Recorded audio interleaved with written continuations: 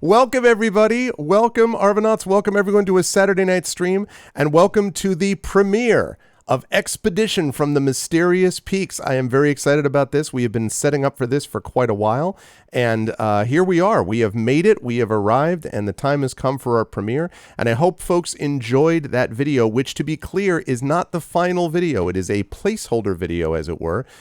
This is what happens when you have an amazing video designer in Peripheral Mike, because we don't yet have the original music for this. We're going to have the original music very soon, but we don't have it yet. So since we don't have that original music, it means that I was not sure what we were going to do for tonight, and but Mike put together an awesome video using music that he has copyright ability to use, and putting together that video. So you have seen some aspects of what the video will ultimately be, but it's going to be slightly different when we get the full kind of original music associated with it. But I'm still very excited about that. I think that came out actually quite well.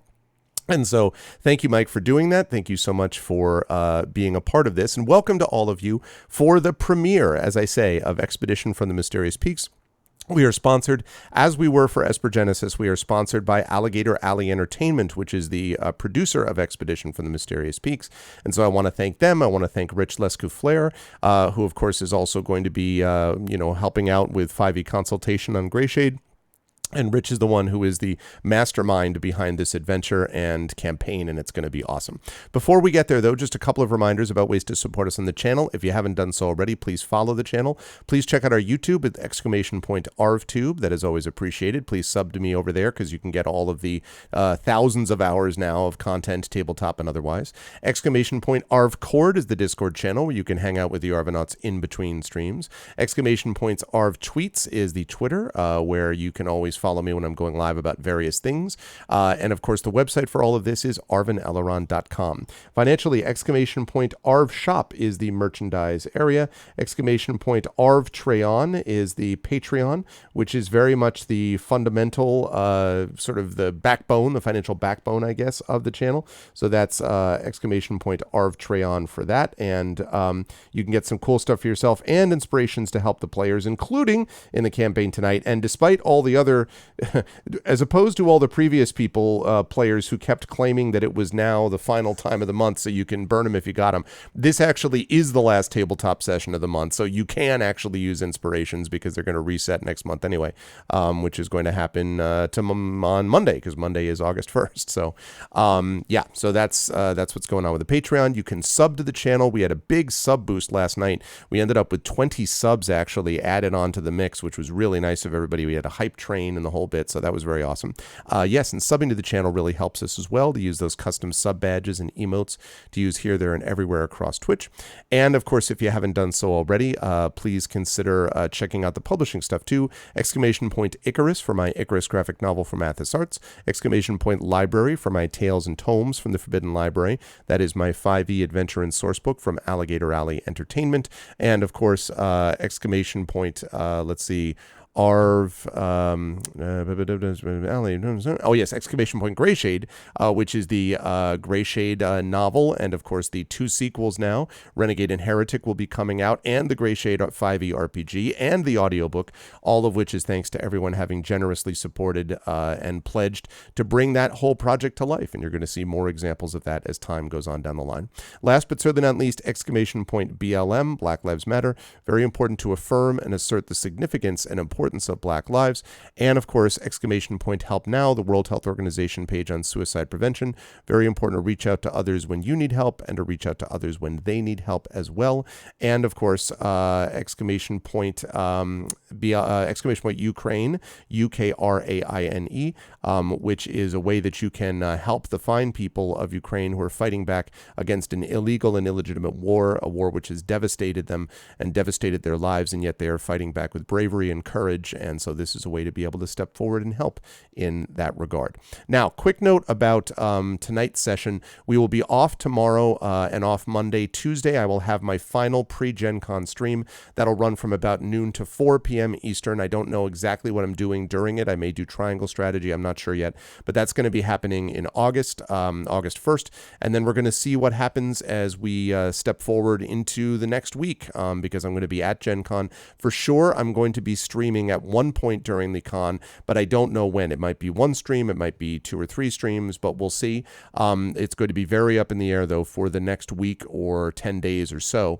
I'll be getting back no GOG stream on Tuesday afternoon, and like I say, everything else is up in the air. When I get back the following Tuesday, I probably won't be back until Wednesday, so I probably will not be streaming either on GOG the week afterwards. So we'll get back into our more normal schedule the Thursday after Gen Con. The Friday after Gen Con, and then we'll see how things go from there. So very exciting, though. I'm looking forward to it. Gen Con should be a good time. Today, we have, however, the premiere of Expedition from the Mysterious Peaks, and so I am now going to unmute myself and apologize unreservedly to the people that I may have accidentally interrupted in their conversation, and then I'm going to unmute them. And we last murdered but everyone, least, and then wait.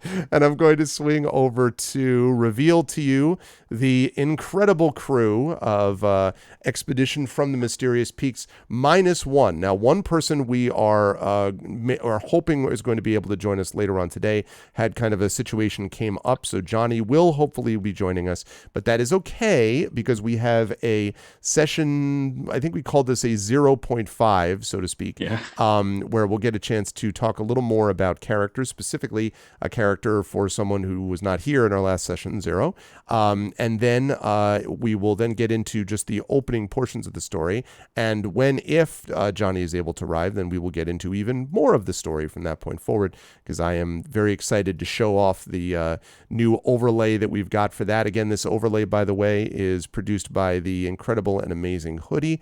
And I highly recommend the use of Hoodie. This is Hoodie is the one who was on our community D&D that we did for quite a while. And so it's awesome stuff. I love the Magitech feel of what has been produced. So thank you very much to Hoodie for this great work.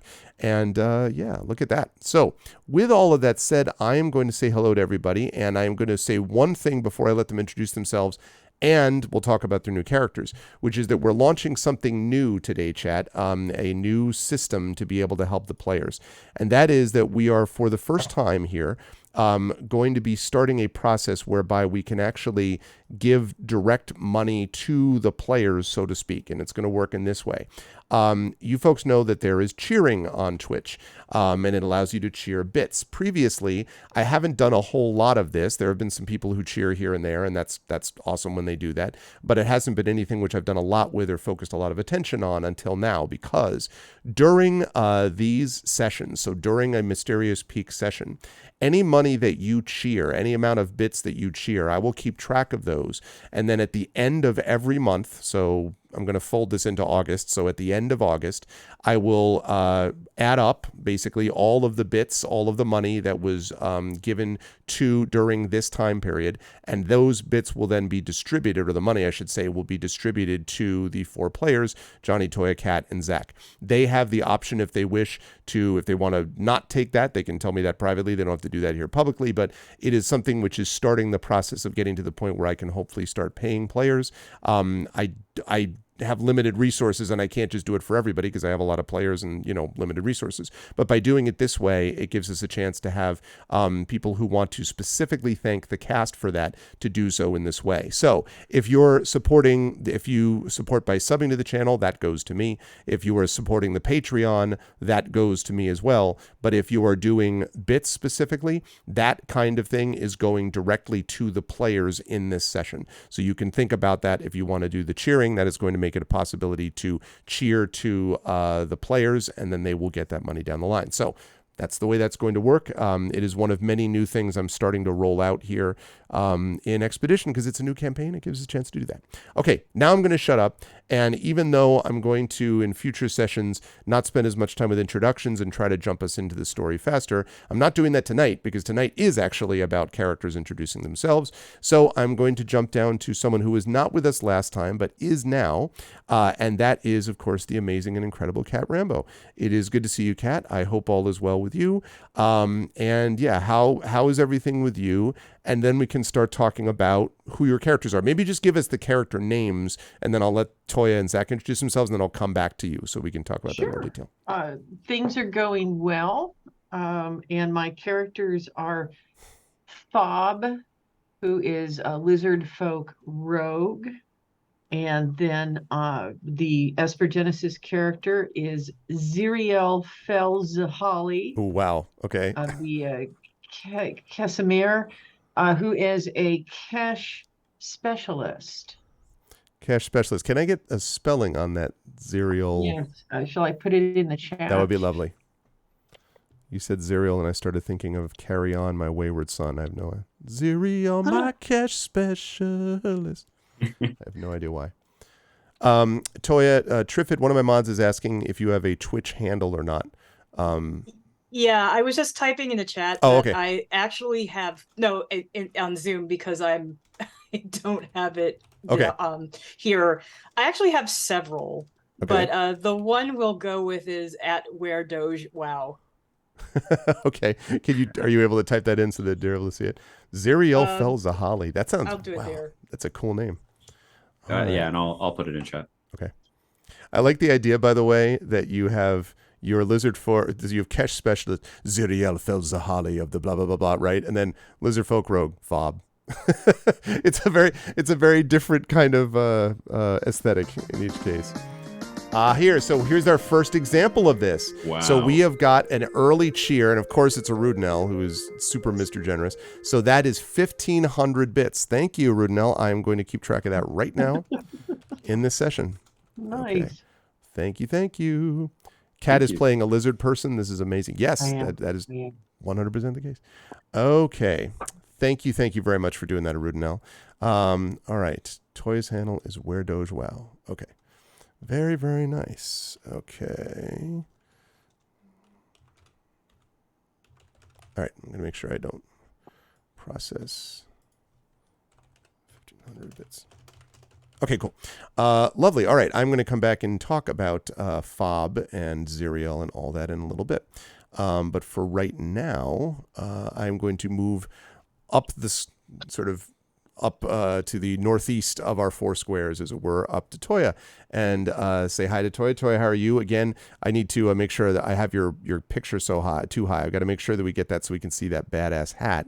Thank you. That is clutch, obviously. How are you? Tell me. Tell me about this hat. I mean, this thing is like. This hat is from Singapore that I got in like 2018. You know, what is time anymore? It's actually made out of paper. Wow, nice. Yeah. That's also nice is Hilna's donating another 5,000 bits. Wow, thank you. So we're up to 6,500 bits. All right. Thank you guys so much. All you need to do is just introduce yourselves and the money just pours in. You're just kind of like, who needs role play? I want you to tell me more. Anyway, that is an awesome hat. I dig it. Thank you. And one of these days, I am going to figure out the lighting in this room. Like, there is lighting, but like coming from my camera, it's just, meh. So, yeah, it's fine. I'm not God level at that yet. I look very fuzzy to me, so. It's fine. Well, we will get it, we'll get it working at one point.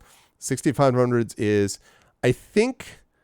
Is that what it is? I can never remember because $6.50 is $6.50. So 6,500 would be $65 for the players already. Well, yeah, Wow, this is exactly what Split we it it'll want. get me Great. some more boba for the next session. Yeah. We keep this up. We'll get multiple bobas and we'll get you Yes. more lighting as well. Yeah. Toya, how have you been otherwise? And who are your characters for today? The names of your characters. So, my bard character is Nalik, who goes by Nulls Darkly.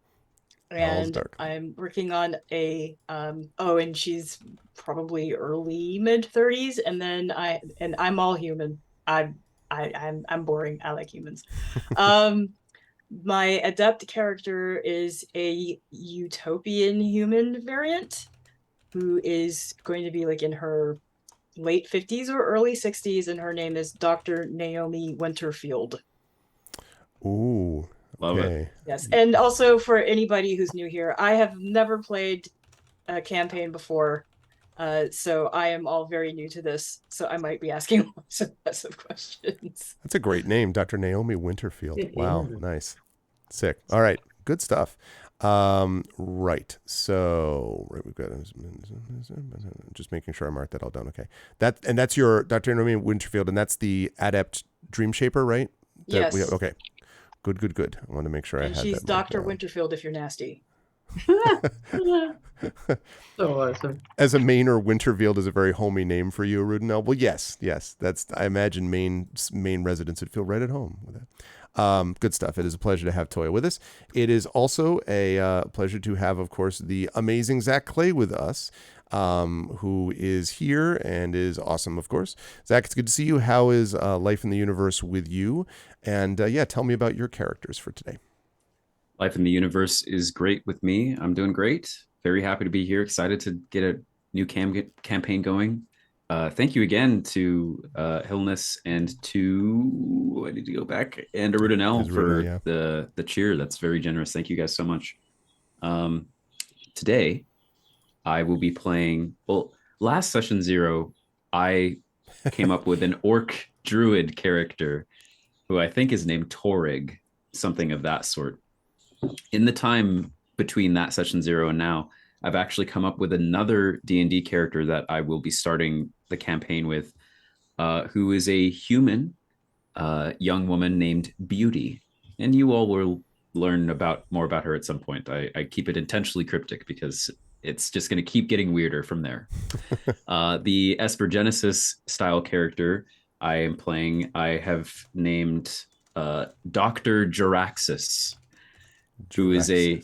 Yes. And I'll put the spelling of that into Zoom chat. Or actually, I'll just put it in. You sure you don't want to call it Twitch. Dr. Summerplane so that there can be all of this is like, haha. Dr. Jaraxxus. Or Summer Sean. Yes. Summer Shaw. Yeah. Mm-hmm. Who is a Dendus, which is one of the EG races, Cybermancer. And I could say more when we actually introduce the characters. I don't know. We'll come back around to that. So okay, cool. But that's good stuff. So and I just want to confirm all of these. All right. So for Toya, we have a human bard, which is Nulls Darkly. And we have I had all these notes, so I want to make sure I'm getting rid of all of them except the ones that matter. And then we have an Adept Dream Shaper, which is Dr. Naomi Winterfield for Esper Genesis. Yes? Do I have that right? That's correct. All right, so I'm going to use that. Okay. Then I'm going to leave Johnny aside for now. Zach, since you happen to be next to my notes, we have a human warlock from Renvarith, that's Beauty. Mm-hmm. And then we have a Dendusi Cybermancer, who's Dr. Jaraxxus. So we have not got the orc druid person anymore, right? Yeah, for now. Okay. For now, until such time as someone I change. dies. Yeah, exactly. At that point, I'll revisit that. Okay. I will also note for everybody that we did not play with either an Adept or a Cybermancer in the last campaign, which means yours truly will also be learning something about these characters, about GMing them as we go through. So, okay, so that's Zach. Great. And then Kat, we have a Lizard Folk Rogue from Arkenvale, whose name is Fob, and a Kesh Specialist, Ziriel Fel Zahali, for Esper Genesis. Yes? Okay. Good. So now we know all of those characters. All right. So now that we know that, now we can circle back around, I think, and start with Kat here to talk a little bit about some of the specialties for each. Let's start with I guess since we're doing D&D first in the opening of this campaign, or the fantasy will be the first area, let's talk about anything which you're publicly able to describe that's not backstory you want to reveal later about Fob. Like what you imagined for Fob as a character concept, and that sort of thing. And then we'll talk about where you're from as well. So Fob is a fairly unprepossessing figure, a kind of shorter than average little lizard folk of a kind of drab hue. Fob knows a great deal about medicine and is able to sell you things which probably won't help you, but which will sound really helpful. And Fob is a bit of a, I don't know, an opportunist. That's Fob's not that complicated yet. Let me mention that, of course, Fob is from Arkenvale, and I'm going to, at this point, ooh and ah everybody, so to speak, by moving over to our map. Ooh. Aha. Here is our overlay for the map, and you can see here the map of Thalos, which is here. Thalos is the land in which this will take place. The city in question is Camria, where a lot of the adventure will be beginning anyway. But this is Thalos, and Thalos is where, on the planet of Sereth, Thalos is the area where this Expedition from the Mysterious Peaks campaign will take place. So I want to come down to Arkenvale here, and if we zoom in a little bit so chat can see that.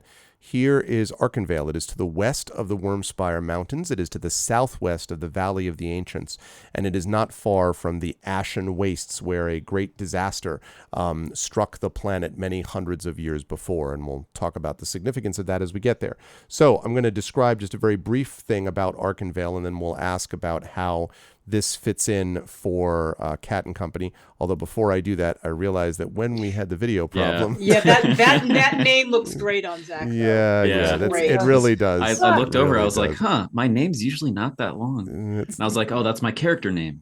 No, that's not. It's not my fault. They told me they fixed it. Okay. Right. Okay. Now that's all there working fine now. Much Thanks. better. How are you? Identity crisis averted. Yeah. I realized all of a sudden I'm just like, wait, what? Okay. Put that down there and put this over. No, not that way. Okay. Put that over there. Great. Thanks. Wonderful. All right. Good. Now it's all set. Right. So let's talk a little bit about Arkenvale. Arkenvale is a cluster of towns, and it is built from the remnants or the remains of the immortal city of Arkendis. And directly beneath the townships is a subterranean region where the gravity is inverted. And built along the ceiling is a sprawling metropolis where most of the residents live. This is managed through the application of Magitech, this stuff that came from a ship which crash landed on the planet hundreds of years before the beginning of the campaign. And that technology has transformed the planet of Sereth and has transformed Thalos. In fact, Thalos was once an empire before the Thalasian Empire fell, for reasons that we'll discuss a little bit later. And Arkenvale was one of the places that was affected by this, as were all of these city-states, when the place actually fell. So my question for you, Kat, I mentioned the idea that Arkenvale is a place that is fully, I guess the way that I would describe it is that they are a little suspicious about, they understand the need for Magitech, but they are suspicious about those who would use it again in a way that could set people, that could be dangerous, basically. Like, we already know the way to use Magitech safely now. Let's not do something stupid where we end up, blowing up half the planet again. And Arkenvale, and there are several other city-states that also have a suspicion of this nature, but not quite along the same axis, because basically Arkenvale feels like you don't know what it was like, to go through this, and we were there, sort of thing. So with that in mind, my question is, for Fob, did Fob spend most of, first of all, is it I should ask pronouns. Is that they, them? You can go with they for now. Okay. Fob is still going to be coy about their pronouns. Okay. So let me mark that down. So when Fob grew up there, did they would they have been underground in that upside down way? And again, it doesn't feel upside down to the people in it because Magitech allows them to have gravity reversed so that it works the way that we would normally just walk along. Still, they are quite literally hanging upside down in reality. It just doesn't feel like that to them. So is that where Fob did their work, or was Fob on the surface where there are a lot fewer people and where there would have been theoretically more exposure to the elements and all that, but where Fob was down where the people were. Okay. Can you give me a sense, and much of this will work out in play, but can you give me a sense of where Fob is at regarding the use of Magitech and technology? Is Fob in agreement with much of the populace of Arkenvale in that score or no? Fob is wary and pretty convinced that magic usually comes to bad ends. Yeah. Okay. So uses Magitech to the extent necessary, but doesn't want to do more. The established stuff, that's okay. That's okay. It's when people get wild with it. That's when things start exploding. Gotcha. Yeah. Okay. All right. That sounds good on the Fob front. I'll come back and talk about Aspergenesis when we get there. All right. Then let me shift over to let's talk to.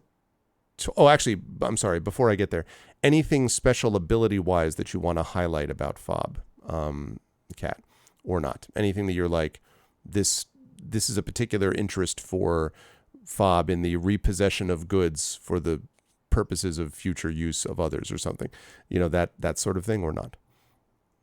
No, nothing that I can think of. Okay. All right. Sounds good. Then I will slide back over to your left as people are looking on the screen to Toya. All right, Toya, we talked a little bit about this in our last session 0, but since we've refined it a bit, and for those who may not have seen it during our premiere, let's talk about Nulls Darkly. Where did Nulls grow up? And anything that you'd like to kind of highlight about that character or about their abilities as a bard or anything of that sort? Nulls is from Celis. However, she does have an appreciation for Magitech.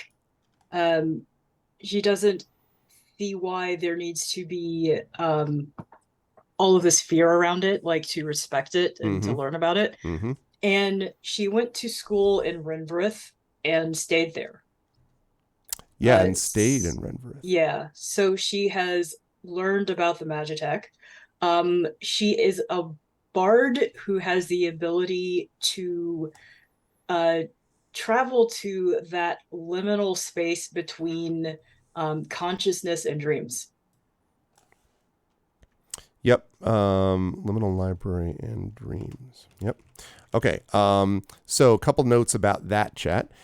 You will note there that we have Renvrith, which is about the center of your screen. Now, Celis actually is down underneath, over to the left. This is the Celis Spire over here, where a great cataclysm, which we'll talk about in just a minute, had this massive effect on all of the people here and destroyed the Thalassian Empire. And so Celis is here, and Celis is actually deep beneath the mountain chains, and is ruled over by the Twilight Fae, who guard the realm under the guidance of the primordial spirits that dwell there. And the reason that Toya just mentioned the issues with sort of having doubts about Magitech is that, like Arkenvale, Celis is also a little uncomfortable with the increasing use of Magitech. But unlike Arkenvale, Celis would argue it's because they actually have the history, they have the receipts, let's say, to back it up. Because at the edge of Celis's realm is a maze of tunnels whose walls are etched with a living history of the world.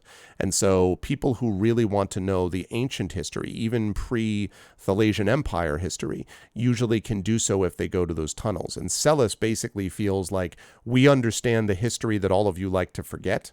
And if you would just kind of, slow it down, slow your roll, recognize what's likely to happen and so on, that would be an issue. So that's Celis, but as we just heard, Nulls does not understand, basically thinks this is a little bit overwrought, I guess, to sort of summarize it. And so went to Renvarith and stayed there. And Renvarith is north of the barriers of the Ice Darks, which is a mountain region where the rocky surface is made of a dark crystalline rock with pale mists that are seemingly swirling beneath the surface. And there is, let's zoom up there so chat can see it, a multi-level city built into the rock face. Near the top of that city sits Astrofall, which is a rival magic school to the famous Hearthglow Academy. To be clear, clearly is not as good as the Hearthglow Academy. I just want to make that obvious that the Hearthglow Academy is obviously superior. No, I'm just kidding. It's just because I made up the Hearthglow Academy. But no, Astrofall is a rival magic school. And what Renvarith does a lot of work with experimentation, of trying to figure out ways to infuse magic and technology and make Magitech even more effective and efficient, and to be able to do things that extend the boundaries of what we've done. Renvarith tends to be like, listen, yes, there was a cataclysm. It was terrible, but it was hundreds of years ago. We've learned so much since then. It is morally wrong in a way to prevent people from using something which could materially improve their lives and could help people and could heal people. And so it's wrong not to explore these things. So you can see why Nulls would have been a little bit of it's very much a whiplash situation, because it is very much, Celis is definitely not Renvarith when it comes to how they view Magitech and that use. So Celis and Renvarith are not on the same page. So Renvarith is where Nulls is going to be spending at least the early part of time before being brought to the adventure in the way that we're about to describe when we get to the beginning of things with the the final command. So that is Null's character. Finally, Zach, for the D&D stuff, we have Beauty, who is a human warlock from Renvarith. We just talked about Renvarith, so what I would ask you is two things. First of all, I would like to know what is the feeling that Beauty has towards Magitech and things like that. Is it a more traditional Renvarithian, let's experiment and do things to help the people type of way, or are there reservations there? And then secondly, do you and Nulls know each other? Yeah, so Beauty is, first of all, was not her born given name, but rather a nickname that she's come up with recently. And she, I would say, being from Renvarith, kind of this on the cutting edge of Magitech experimentation and research and things like that. She is a warlock. At least that's how we're going to find her at the start of the story. And the type of warlock, because a warlock chooses their patron at level 1. I chose the Hexblade. And for Beauty, I would say that her interest in Magitech and all that kind of stuff came from however she found this Hexblade itself, which is, in my mind, tied to some sort of ancient, eldritch, unknowable alien something, an aberration, something from the cosmos, perhaps. It was discussed, different types of creatures that this thing might be. I don't know what it is, and I suppose I'm going to leave Arv to decide what sort of strange aberration is actually, in control of this weapon, or if it's multiple, or if it's sourceless and just has a mind of its own. But she found this weapon, and this is sort of now the through line for her interest in Magitech, and specifically, she might not call it this, but really she's a cryptozoologist. She's into kind of the weird and disturbing, the alien and unknowable because of all of this. And so I would certainly say that she goes to Astrofall, the magical school there in Renvarith. And I'm not sure if I was looking at my other character at the time, so I didn't hear if Nalik also goes to Astrofall or not. Nalik, would your character go to that academy? Would have gone. Would have gone. By this, yeah. And has graduated? Yes. Okay. Nalik is early 30s. So Oh, okay. Yeah. So I would say Beauty is younger than that, in her early 20s. And so I would say it's unlikely that they would go to school together, but maybe they've seen each other once or twice, just like living in the same city or Yeah, something like like are there that. alumni events, I where someone guess. comes I don't back and know. like Um, is there I guess I should ask Toya, did Nalik make a big impression on the school? Is it the kind of thing where you might see, her name appear in certain places, that kind of a thing, or was she keep her head down and just graduate and get the hell out, do you well, think? the fact that you have somebody who's from Celis at the Yeah. school would get her attention. But Yeah. everybody knows Niles. You just don't know it yet. I love it. I love it. So, all right. So then maybe you might have heard rumors then, I suppose. Yeah, I would maybe the say name Beauty, sounds but familiar, yeah. or like we've been at a coffee shop at the same time. Look familiar to each other. That's the other thing, is Beauty is as a character, is very hard to miss. And you will, when we actually get to the point of introducing these characters in a scene, I'll just tell everyone how Beauty kind of presents herself and what she wears. Definitely kind of a I was telling the rest of the cast and Arv, when I was making this character, that as someone in the last campaign for over 70 episodes who played a 7 foot tall robotic jet black sniper construct, this character is almost the exact opposite of what I could possibly do. And I love it. So yeah, that's Beauty. I would say that she is currently a student at that school. Definitely a bit eccentric, and as far as, I guess, to answer your question, less interested in the Magitech, more a means to an end, kind of indifferent about it, doesn't really care about the whole, it ended the world a couple hundred years ago thing, Right. and is more interested in the creatures and beings that surround Magitech and how it got here, and that mysterious ship that crashed, and space, the final frontier, et cetera, et cetera. These will be the voyages. Okay. Exactly. Awesome. That sounds very good. Yeah. Okay. And then I will wait on Johnny's character to introduce that. All right. So then let me ask quickly about the Esper Genesis characters, and then I will give just a quick historical overview. Again, I apologize, I'm going to be retreading some ground, but it's for Kat's benefit and also just the benefit of folks who are coming to the premiere for the first time, to this particular world for the first time. And then we will start the story. We'll start slow to give more time for other people to arrive, so to speak, one person in particular. But we will see how we do. So let me circle back to Kat then. Oh, actually, before I do that, let me just reset and welcome everybody to the premiere of Expedition from the Mysterious Peaks. We are sponsored by Alligator Alley Entertainment. This is our new campaign. I am very excited to be premiering it tonight, and I am joined not yet by Johnny Pippin, but hopefully soon. But I am joined by Toya Kristen Finley and by Kat Rambo and by Zach Clay, who are introducing their characters and talking a little bit about the concepts within the world. A lot of different aspects of this campaign, including the fact that these players will actually be playing two sets of characters, D&D more traditional fantasy-ish characters, although this world is not traditional fantasy in many ways, but that, more fantastical, and then more Esper Genesis science fiction related characters. And there will come a point, chat, where the players will have to decide which of those characters they will maintain and which will be either, who knows, lost to the ether or perhaps just lost to NPCville, so to speak, as the players then eventually sort themselves out into two D&D and two Esper Genesis style characters. They don't even know yet which they're going to choose because we haven't gotten to that point, but it's going to be a lot of fun when we actually get there. And last point is just about the bits. We've already had this done already, so we've had 6,500 bits cheered so far, thanks to Rudenell and Hilness's generosity. Thank you.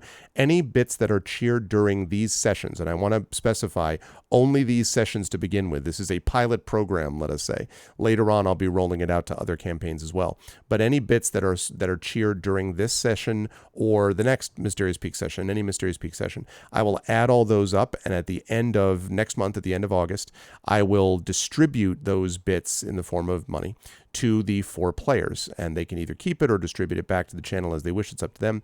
But that is the way that we're going to start hopefully paying the players, and I want to start this as something which I'm going to be doing more broadly. So anything you do in terms of subs is going to go to me. Anything with the Patreon is going to go to me, but bits now are going to be going to the players. And so if you cheer, that's where the stuff is going to go. So keep that in mind, and thank you for the support already.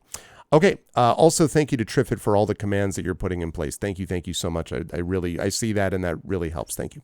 Okay, so let's talk about the Esper Genesis characters. I will start, I guess, with Kat, because that's where I began to begin with. Ziriel Fel-Zahali. So tell me about this Kesh specialist. What, Kat, is the sort of backstory you're willing to share about this character? Well, so like most Kesh, she is a humanoid, hairless. Her skin is a pale green and has kind of uncanny pitch black eyes. She is by profession a detective, and is very good at investigation, and also just has a smoke. This is probably out of character. Smoking decks, which is very exciting after Petra Nice. with her 6 decks. Yes. Love it. So, she is good at astrophysics and investigation, and tends to wear kind of all black, and to be kind of a dynamic character. I dig that. But And after Petra, who was very much kind of up in the grill, so to speak, and defending and protecting, that is going to be a little bit of a change here, right? In terms of this play is style. a much less tanky character. Yeah. Yeah. And in case people are curious, the specialist is essentially kind of the roguish character equivalent in Esper Genesis. So we've got 2 rogues being played here. The other thing, of course, is you will develop, now we don't know what this is going to be yet. At level 3, the specialist will have a specialist archetype that they will develop. Yes. But as what we have right now is, and I love the description in here, I'm sure Rich didn't mean it this way, but as an Esper, you have a natural affinity for particular skills. So I mean, I'm like, particular skills that make it possible for me to destroy people like you. I just imagine Liam Neeson just I want to raise a question Sure. that I was thinking about when I was looking at the Esper Genesis stuff, and I should warn the Alligator Alley guys, I'm going to give them a little bit of shit about this. Why is everything in inches and feet? Like, I really feel like if we want a sciencey feel, we should be in meters, and we should be doing metric. or cubits, right? Or anything that's well, like, I mean, something just like that. Some more science fictional, and I'm just raising that because I really want them to completely revamp all the books, go through and change all That's of that. necessary. Yeah, we'll keep that in mind. Right now, they're watching this and just like sliding down into their chair. I will keep this in mind. Now, I am curious because you have different class features as a specialist, and you have several skills that you're proficient in. What are those skills at first level that you are proficient in?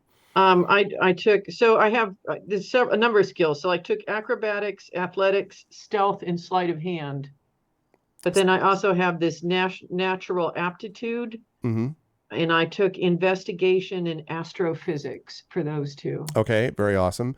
I love the detective angle, by the way. We were talking before that we're going to have I think the term was a bunch of Sherlock Holmes, I think Toya said, is what we're going to have here. So I love that.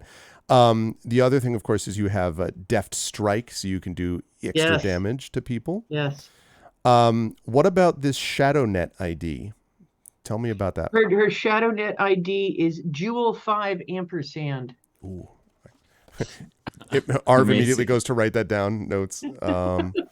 Jewel 5 ampersand. I'll put that in the chat for people. Jewel 5. Because I knew you were going to ask. Yep. And do you want to explain to the folks what a ShadowNet ID is? The ShadowNet ID is your kind of your darknet ID, where you're kind of your adept in sort of perhaps the shadier side of the net, and have a basically your ShadowNet ID, so people can't figure out exactly who you are. Mm-hmm. Yeah, this fits, and I actually have some thoughts about other ways that we'll integrate that later on. So that's very cool. Yeah, so it's going to be neat. So Very cool. And one other note, which I want to ask you about, is we haven't yet talked about like where they are. That will be determined when we get to the Aspergenesis Right. part of things. But you mentioned the idea of being sort of an investigator.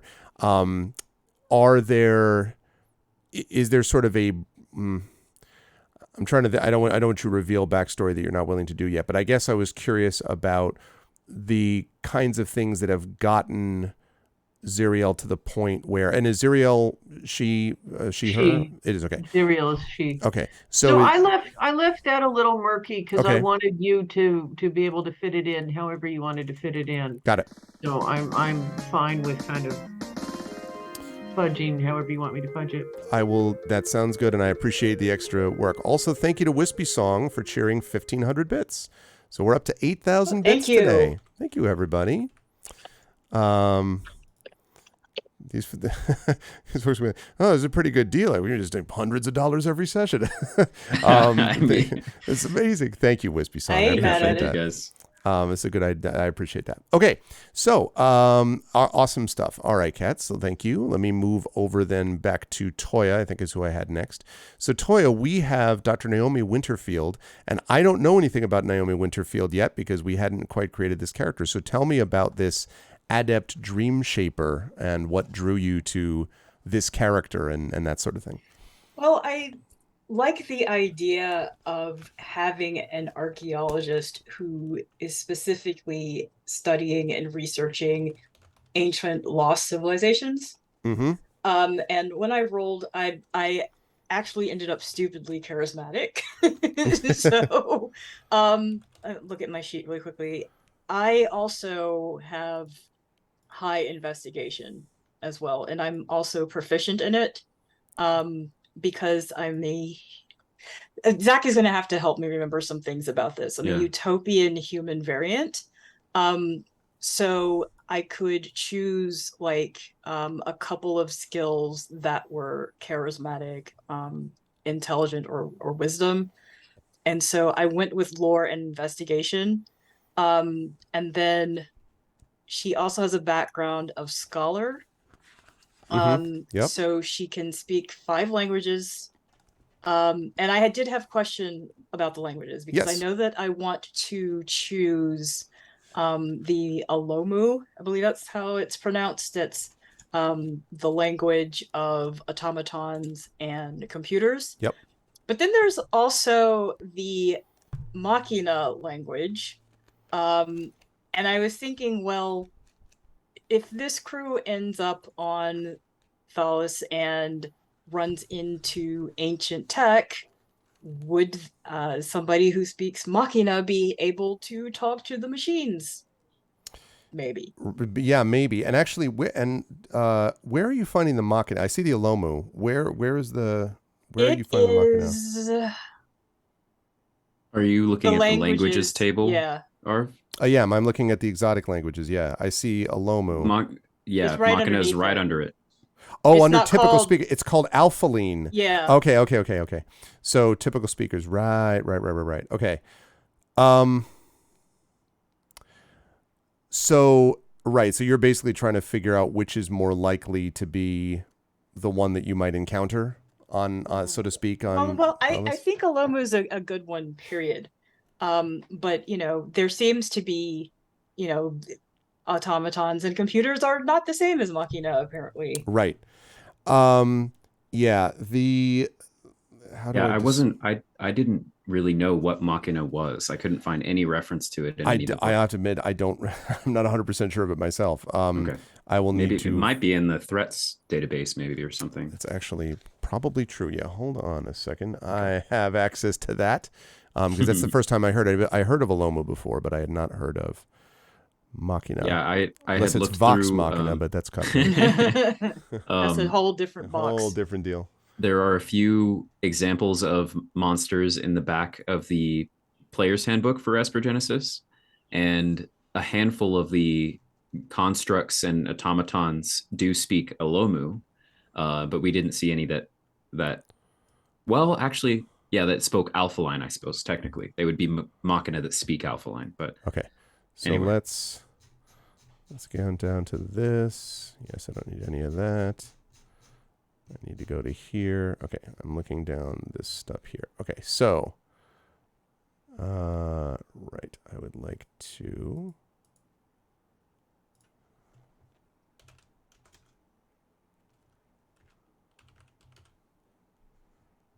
Okay. Working on it.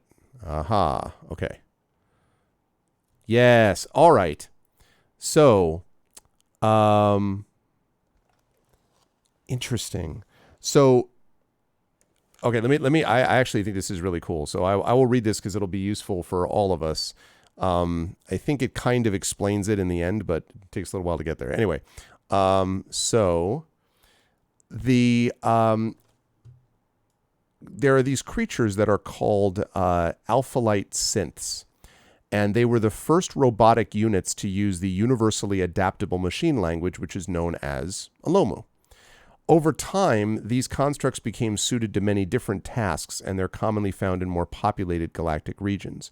Alphalite constructs have been a staple of robotics in the Silrain Arc and other areas of the galaxy for generations. Their versatile programming makes them useful for military, domestic, and manufacturing tasks. As technology evolved, so too did the Alphalites. Their advanced level of AI programming has enabled them to be considered semi-sentient, if not fully self-aware. They can learn new tasks, hold normal conversations, and can easily interpret both verbal and digital commands. But in recent times, a growing number of Alphalites have had their limited functionality replaced with an advanced, ever-evolving artificial intelligence. These beings, who refer to themselves as Machina, adopted a modified version of Alphalite military program code as their form of communication. So as I understand that, what that basically means is that Alomu is something that will allow you to deal with most constructs and computers, and sort of that's the universal language of these machines and so forth. However, Machina is a new, almost a dialect, which has been essentially created for themselves by those creatures who began as constructs but now differentiate themselves from them and would argue that they have become their own. I'm thinking of this, Toya, if you know it, with Mass Effect, like the Geth. Like they sort of have come up with their own sentient system. And so Machina now is the language for these creatures. It's so they almost are like a related. pigeon. Yes. Which is really cool. So I actually can see an argument for both, frankly. Yeah, I do too. Yeah. Because I was thinking I definitely wanted to keep that one, but I was thinking, well, if Alphaline isn't really that useful, I might go with Lingo. Right. I mean, Alphaline will be useful for every other construct, though. I mean, like, because there's not that many speaking Machina in the same way. We're going to do this, and then we will never find Alphaline again. Watch. It'll just be like, nope, there was only one of them. But no, I mean, I think that's really cool for both in those regards. Triffitt's thinking of it like the Balter Lingua in The Expanse. Yeah, like something that has this kind of, but I love the idea that it's selected and there's like a patois that they sort of choose for themselves, which I think is really cool. So yeah, I can see an argument for both. I mean, you got 5, you got plenty of room to maneuver, right? And the other, so Common and Terran were the givens because human. And then I'm also, because of Scholar, I got 2 languages, and then the Utopian variant also had another language. So I'm actually choosing Dendusi because that will allow Dr. Winterfield to speak with the other doctor. And, you know, if they're ever in a jam or they need to have a sidebar and don't need somebody snooping in on that conversation, you know, they can have a little chit chat. Although I am having this image now of like doctor speak, like doctors just like, oh, that's the stethoscope language. That's what. The other thing about Dr. Winterfield is that because she is a more mature woman and has had to deal with all types around the galaxy, she's learned to, you know, kind of be more diplomatic in her approach towards people. Okay. You know, because there are all kinds. And she's a drifter because she's an archaeologist, has to go from place to place. So she's learned a thing or two about different personalities and how you need to kind of massage sometimes. Absolutely. And I imagine as someone with academic ties, you know, needs to get grants sometimes, you know, that sort of thing, right? Like needs to know the how to navigate the academic political landscape, which yes, is and she is highly persuasive. So my charisma stat is 19, and so the persuasion skill has a +6. Nice. All right. That's, well, good stuff. So I have this, yeah, that's going to be, I just have this image that there are going to be moments where Ziriel is just going to be like, all right, they have to do this real quiet. We're just going to go, and Winterfield's just going to be like, look, we could just speak to them directly. If we can just, no, I'm already gone. You know, I just have this. It's going to be great. Although we'll have our fun too, because we're both investigative types. Oh yeah, no, So, I mean, yes. it'll be a perfect, yeah, absolutely. Which also reminds me, and I'm going to throw this out to the entire group. So in our first Esper Genesis adventure, it literally began with all of the characters on a prison ship, and that's how they were basically brought together. In this particular case, however, you are a team of space explorers who have worked together before, and as a sort of mercenary crew. You have a sentient ship that rhymes with blue Blexi bling. No, I'm just kidding. That's not the case.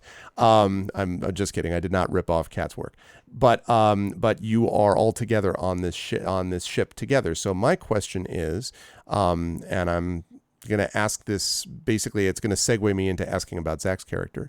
How did the three, hopefully soon to be four when Johnny gets here, how did the three of you come together on this ship? Like, how did you sign on? Because you are mercenaries, basically. You get paid for stuff to explore different parts of the galaxy and so on. What's your motivation for each of you to do that, to be here? And I can start with you, Toya, with Winterfield.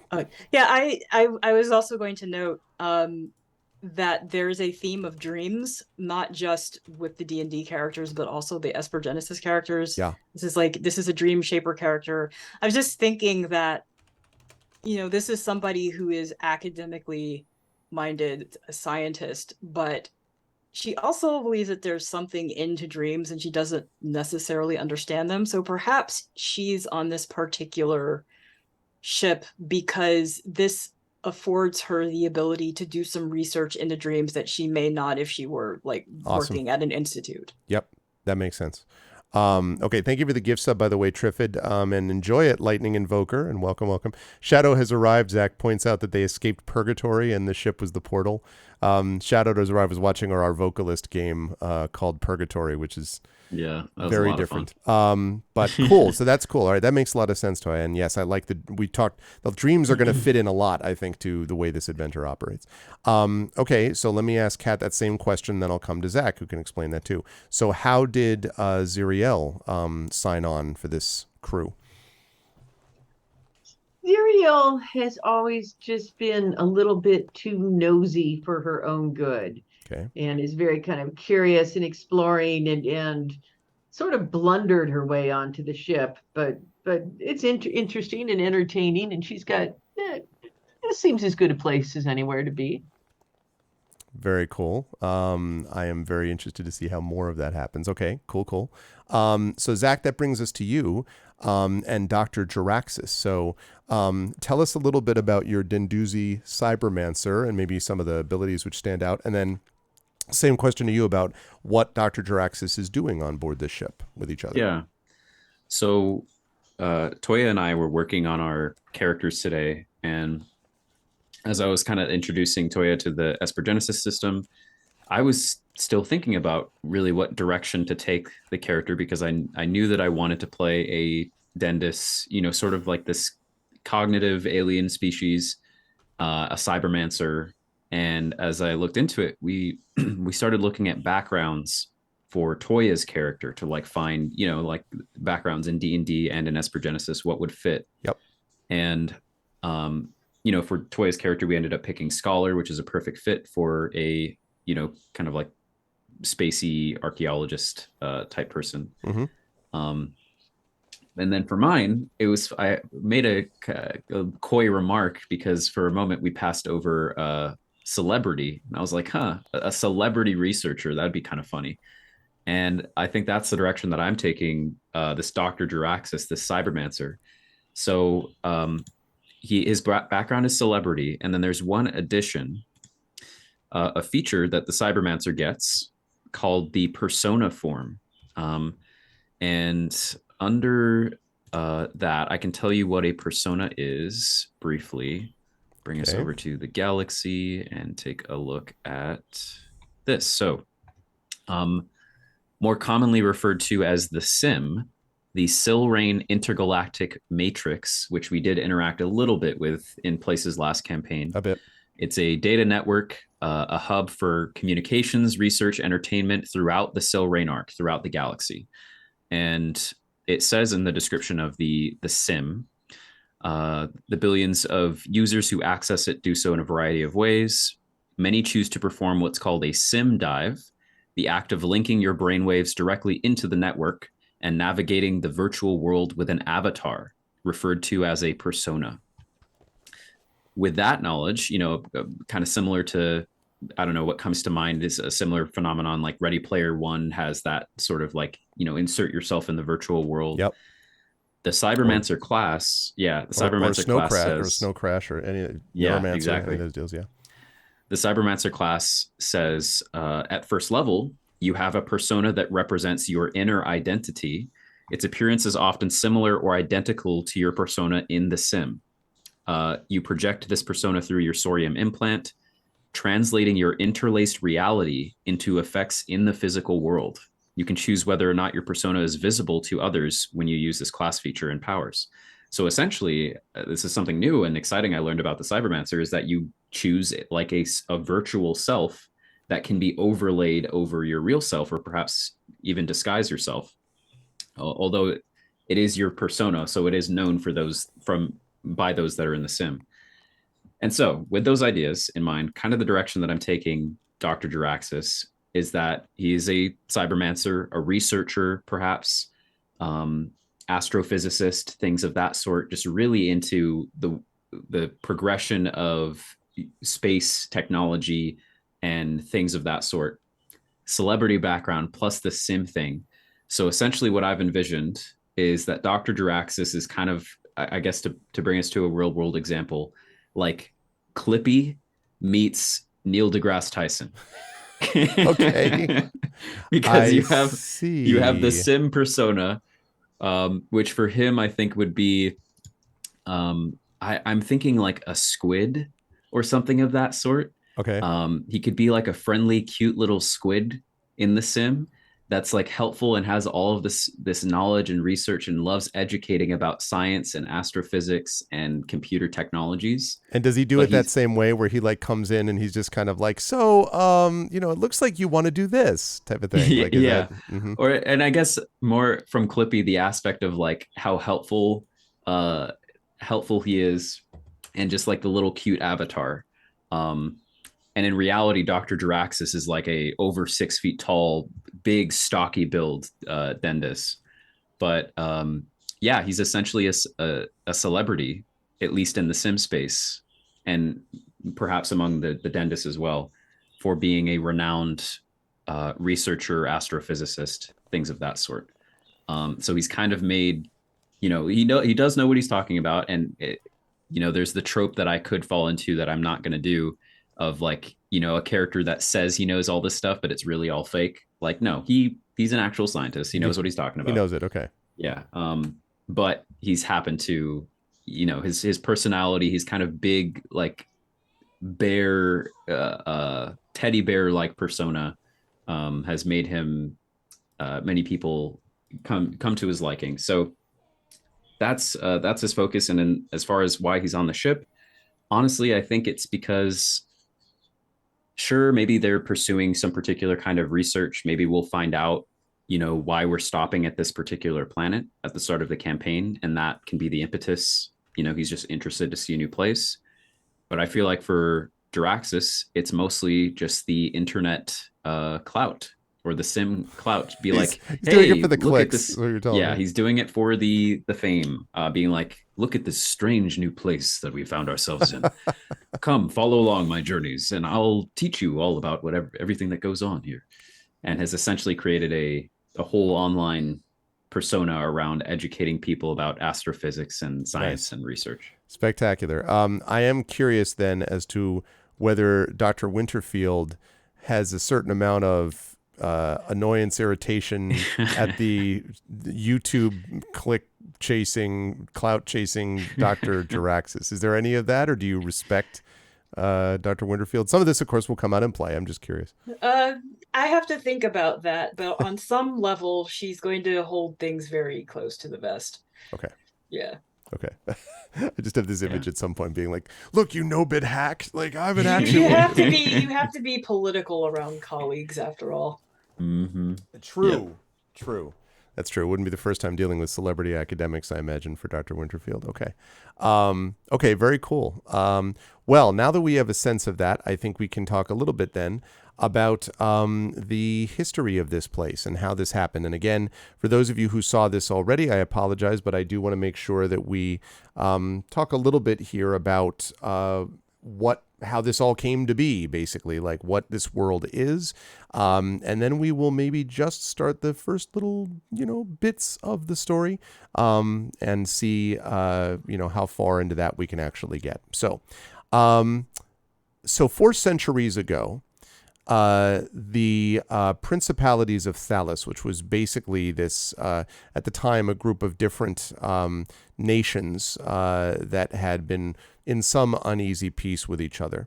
And 400 years ago, a starship, which it later became known was called the Centurion, crashed into the upper reaches of the Barriers, which is a mountain range that bordered the principalities of Thalos. And if you look on the map chat right here, you can see these are the Worm Spires and the Ice Dark Mountains. And so you can see basically here, let me bring everyone over to that. There is where we have, sorry, my OBS is being irritating. Show me the map here. There we go. So there is where the barrier peaks can be found, and that's where the Centurion crash landed. And as I say, that was about 400 years ago. When this happened, there were these strange creatures and machine-like monstrosities which made their way from the wreckage, and they eventually attacked the town of Commonport. So the leader of this realm of the Principalities of Thalos was a guy named Prince Uldor, who hired numerous adventurers to venture into the barriers to investigate. Most either perished or they returned with nothing but tales of horror. And if anyone knows the old module, which I happen to have, which is Expedition to the Barrier Peaks, you will have heard a little bit about this. It was a really cool early 80s module, basically, where you have D&D characters investigating a spaceship, but they have no idea that it's a spaceship, more or less. So all the descriptions are like, circular shapes on top of a rectangular board, and that's like a control panel or a circuit board, but of course they wouldn't know it as those things. So anyway, that happened at that time period. And after months of crisis, a local band of heroes, one of those groups of heroes, successfully ventured into the heart of the Centurion and discovered that the ship's crew perished due to a mysterious disease. They didn't know this at the time, but later on, with technological advancement, it was determined that it was radiation exposure, basically from an unknown source, that had killed them. And on the ship's lowest level, this band of heroes encountered and defeated a mechanical being known as the Overwatch and destroyed the ship's primary power source, which thus ended the crisis. So tinkers and artificers scavenged the ruins of the Centurion, and they adapted its technology and power into artifacts and relics, which were known as Magitech. That's what we know them as today. The 8 principalities united with Prince Uldor as their ruler, and they built metallic domes and spires which were akin to the legendary cities of the gods. There were tensions and rivalries, but so strong was Prince Uldor and the technology that he wielded that those tensions basically were kept from boiling over. Until something happened, because after 80 years of rule, Uldor was slain by one of the legendary heroes posing as an emissary. It is still not clear to this day as to why that happened, and that is information that it's sort of lost in the mists of history. We still don't know why that happened. But in any case, suspicious of each other and without Uldor to hold them together, the principalities split into opposing factions and sparked the beginning of a Magitech war. That war raged for 3 years until the destruction of the Celaspire, which was a tower at the center of that empire. And I will bring you over to that. This right here is the Celaspire. And that was basically where these explosion came from. Again, it's not entirely clear as to what led to the destruction or who was responsible, but it's war, and war sucks. And usually war leads to all of these people being responsible on some level or another. The cataclysmic backlash of Magitech power washed over the principalities, and they transformed the landscape into these twisted badlands filled with pockets of unstable energies and wild magics. Millions of lives were lost in this devastation. It was a cataclysm by any definition or description. The barrier's mountain ranges, though, shielded the neighboring lands from the fallout, and so Thalesian survivors took refuge in Elsevier, which was the closest nation on the other side of the mountain border. This led to the creation of the New Realms, and the New Realms, basically, a lot of people realized the danger of Magitech. Some of them embraced it so they could use it to rebuild, so they could use magic technology to somehow recover from this disaster.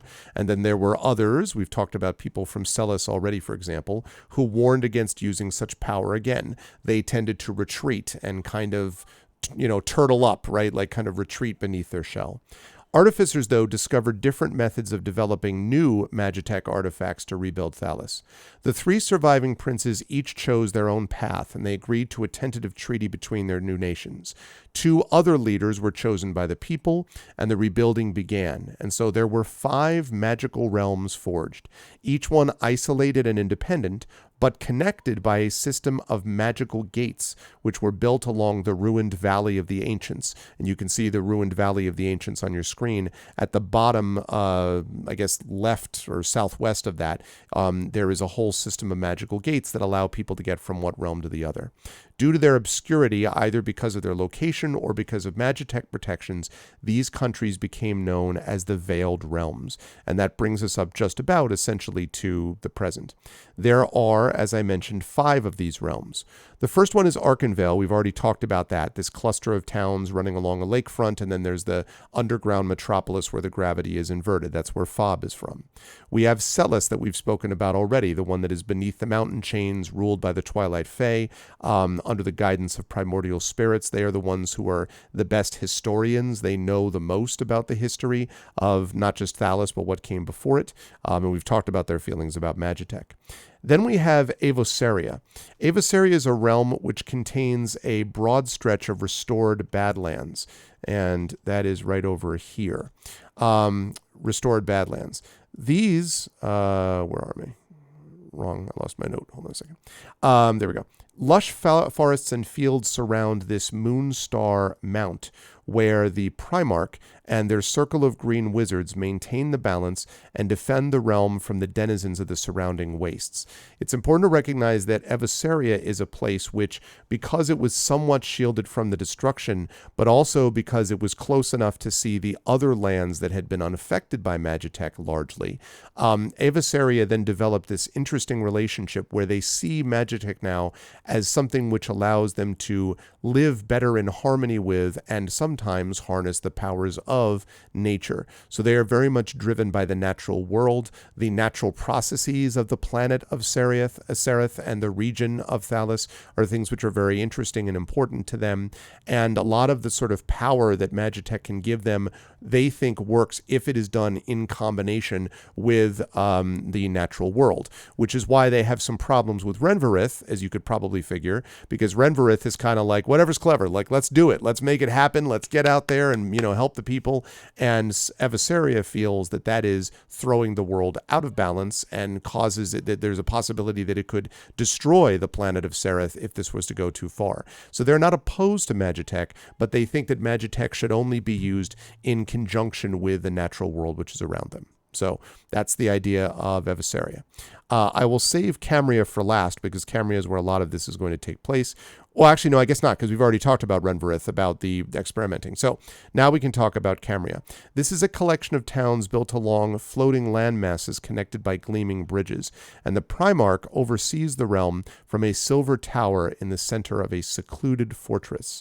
And I just happen to have a map of Camria, which I will bring folks to right now. So this is Camria. Camria has several things which are important about it. The first is that Camria is where the realms most commonly meet. All of the realms are linked through magical gates, but for a variety of reasons. One, because it is hovering above some of the destruction of the planet below, and thus and it uses Magitech to do this, by the way. You can actually see there are beams of what look like light that's basically crystalline energy that's being used to float this massive combination of floating island cities above the ground far below. So it gives them kind of a almost literally 10,000 foot view. The Camrians, as a result, tend to have a much broader view of not only Magitech, but also of the sort of squabbles that it's not that they feel superior exactly to the other realms, but they sort of are like, you people on the ground all get into your little fights, but like really we've seen the truth. We're closer to understanding because we're literally elevated a bit. You might get the impression that the other realms maybe think the Camrians are a bit full of themselves, honestly, in the way that they conduct themselves. They also have a tendency to be somewhat serene and isolated in the way that they handle themselves. Partly that may just be a function of the Primarch, who, as I said, is not seen very much. You can actually see Sola Moray there, which is that northeastern island. That's where the Silver Tower, where the Primarch rules from, that's where that sits.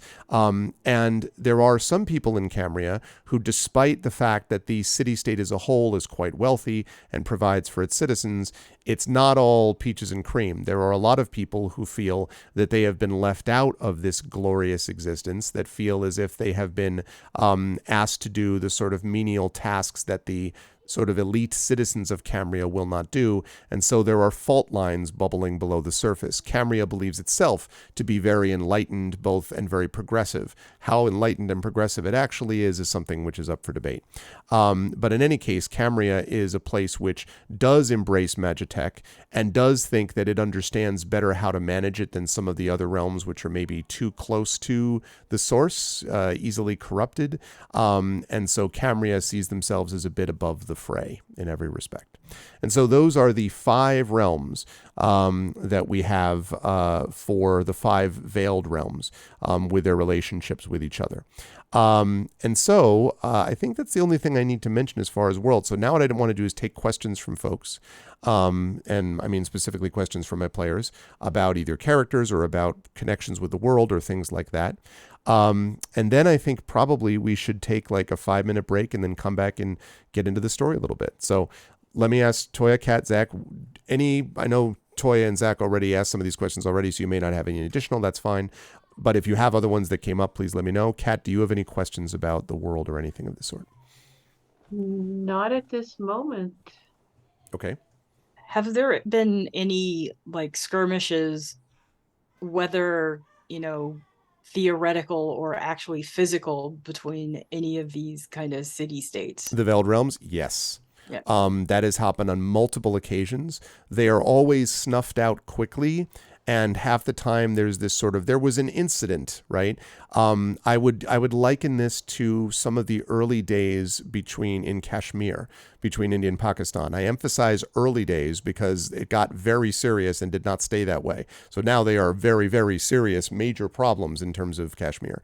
But at least in the early days, they were sort of lighter in these skirmishes. And that's very much the way that it is here. So yes, there are sometimes squabbles between them and disagreements, especially when it comes to either using Magitech for a particular purpose, like we found something that no one has found before, who gets that first, or when it comes to how Magitech is applied. Because there are times where, for example, Renvarith wants to do something and Archenvale is like, no, how about you not do something brand new? And so there have been disputes and sometimes even physical disputes as a result. But And not all-out war, though. Have histories been rewritten to cover up maybe some of these disputes, and have the victors decided what the narrative would be? Depends on whom you talk to. I think that's a pretty good guess, and I bet a lot of people would say that that's what Camria did. Camria would deny it and say that no, they're just, this is their history and how things occurred. But people, especially even some residents of Camria, would argue that Camrian's narrative about itself, for example, has been shaped to fit structures, power structures, and so forth. So yes, I do think that there is a lot of that has happened, yes. Zach, you have any questions about things? I'm just wondering uh, where my where Beauty would have found an alien weapon that could be a hexblade weapon, because I'm imagining this weapon also in a way maybe represents a bridge between the sort of lore and zoologies of both the D&D side of this and the Esper Genesis side. I would imagine that this is something that's an aberration in the D&D sense, and perhaps, you know, I don't know what the different monster types are in Esper Genesis, but something akin to that as well. And so, yeah, I know that I think I'm excited about the journey of learning more about where this weapon may have come from, or what it might be linked to, if anything, or if it's just an unintelligent relic of something. Like, I'm assuming thus far that it hasn't like spoken to her or anything like that, but it certainly is giving her magic that she didn't have before. So yeah, I'm wondering where I might have found it. I don't know. And I'm curious actually about that. So let me ask you a question in turn, since Beauty is from Renverith. Yeah. Is it fair to say that Beauty would have found this exploring in the sort of the shimmering rock formations and things like that outside and underneath Renverith? And because there are many of such things, it's built into the mountains, right? And it is the place where some people say it is most closely allied to the magical forces within the planet, and the remnants of this cataclysmic explosion were absorbed in strange ways into the mountains. So I'm wondering if you think Beauty found this hexblade, exploring in those areas. If we can, actually, I think I'd like to link it maybe to the school in specific. Okay. I'm wondering if maybe there was, along that same vein, like if there was a, for lack of a better term, field trip that they went on from Astrofall, okay, to try to scour and research some of these ruins near Renverith. And perhaps on this field trip, it was where Beauty found, perhaps this relic or this object, and decided to keep it a secret from the professor, the other members of her academy, and things such as that sort. But Beauty, by the way, is a she also? Oh, yeah. Beauty, she, Yep. Okay.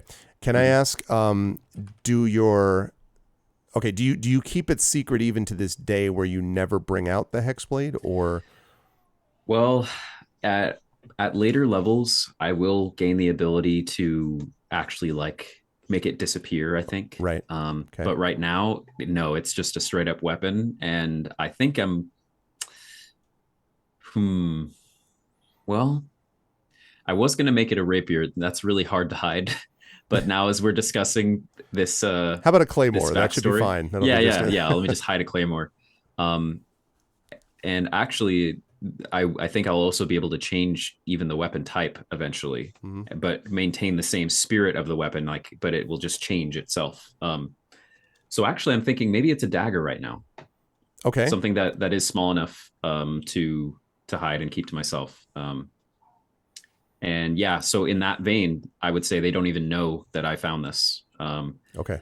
And we could develop it even further. I mean, maybe I know we probably don't know too much about Astrofall, but I'm wondering, maybe Beauty has seen that a lot of the time when the school encounters relics like this, they go about the approach of treating it less like, oh, this might be the relic of a lost civilization, or this might belong to someone, or it might be intelligent, and rather like, oh, how could we use this? Yeah, absolutely. How could we incorporate this in our Magitech? Which would piss Ceres off and Arkenvale off, and right, because what do you people do? And probably might even piss Everia off too, because of the that's not the right name.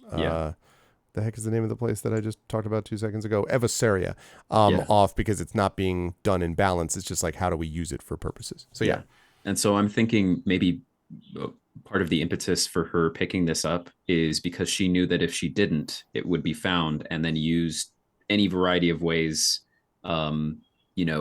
Dissected is not the right term, but disassembled and used for parts and research and left in some dusty lab somewhere.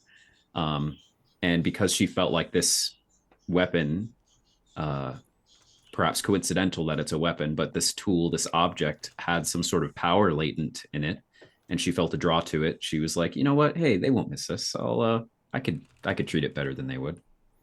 And That makes yeah, sense then. So that's okay. So good stuff. Last quick question for you, which is, how long do you think before the start of our adventure today did Beauty discover this? Has she had this for a year, 6 months, 2 years, I'm thinking she's only had it for, a few weeks? yeah, maybe a month or two Okay. at most. Okay. Yeah. All right. So that was helpful. And Okay. I also, I mean, you are in control to what degree, like why our characters are in camera or will be going. A possible hook, if there isn't one already, is that I'm on another field trip or something of that I could sort. see that. Um, or if, yeah, that if that would work, would make sense to me. And it maybe it doesn't need to be one that's like guided. Maybe this is actually like I forget, like a work study, I suppose is what you would call it, right? Yes. Some kind Or of an internship, maybe. yeah, like Like. maybe I'm here on my own as a part of what I'm doing for school, but it would also give me an excuse to be on my own and continue to, you know, investigate this thing that I found. Cool. Okay. That's good. And I actually will come back to that when we talk about this opening on. Yeah, Hilna says make it a Buster sword. That's not exactly what we're looking for. Okay. Yeah, cloud sword. Yeah, it is a cloud sword. Okay, good stuff. All right. So what we're going to do, chat, is we are going to take a little bit of a break. We're coming up to 9 o'clock here. When we come back from that break, we are going to open up the first portions of the story, and we'll talk a little bit about certain things. Hopefully, we will get Johnny joining us, but at the very least, we'll start the first components of the story, and we will get underway with this really exciting adventure. So I am joined today by Toya Kristen Finley, by Kat Rambo, and Zach Clay. And players, you good to go on break for a few? All right, then I'm going to head us over there. Don't forget, chat, bits go to the players. So if you want to cheer some bits, we've already had a bunch of them. We have 8,000 bits already cheered. That will go to them. But otherwise, I'll be right back to you folks. We'll be back about, it's 9 o'clock, so let's say anywhere between 9:05 and 9:10, basically. And I will see you folks in a little bit. Hang tight.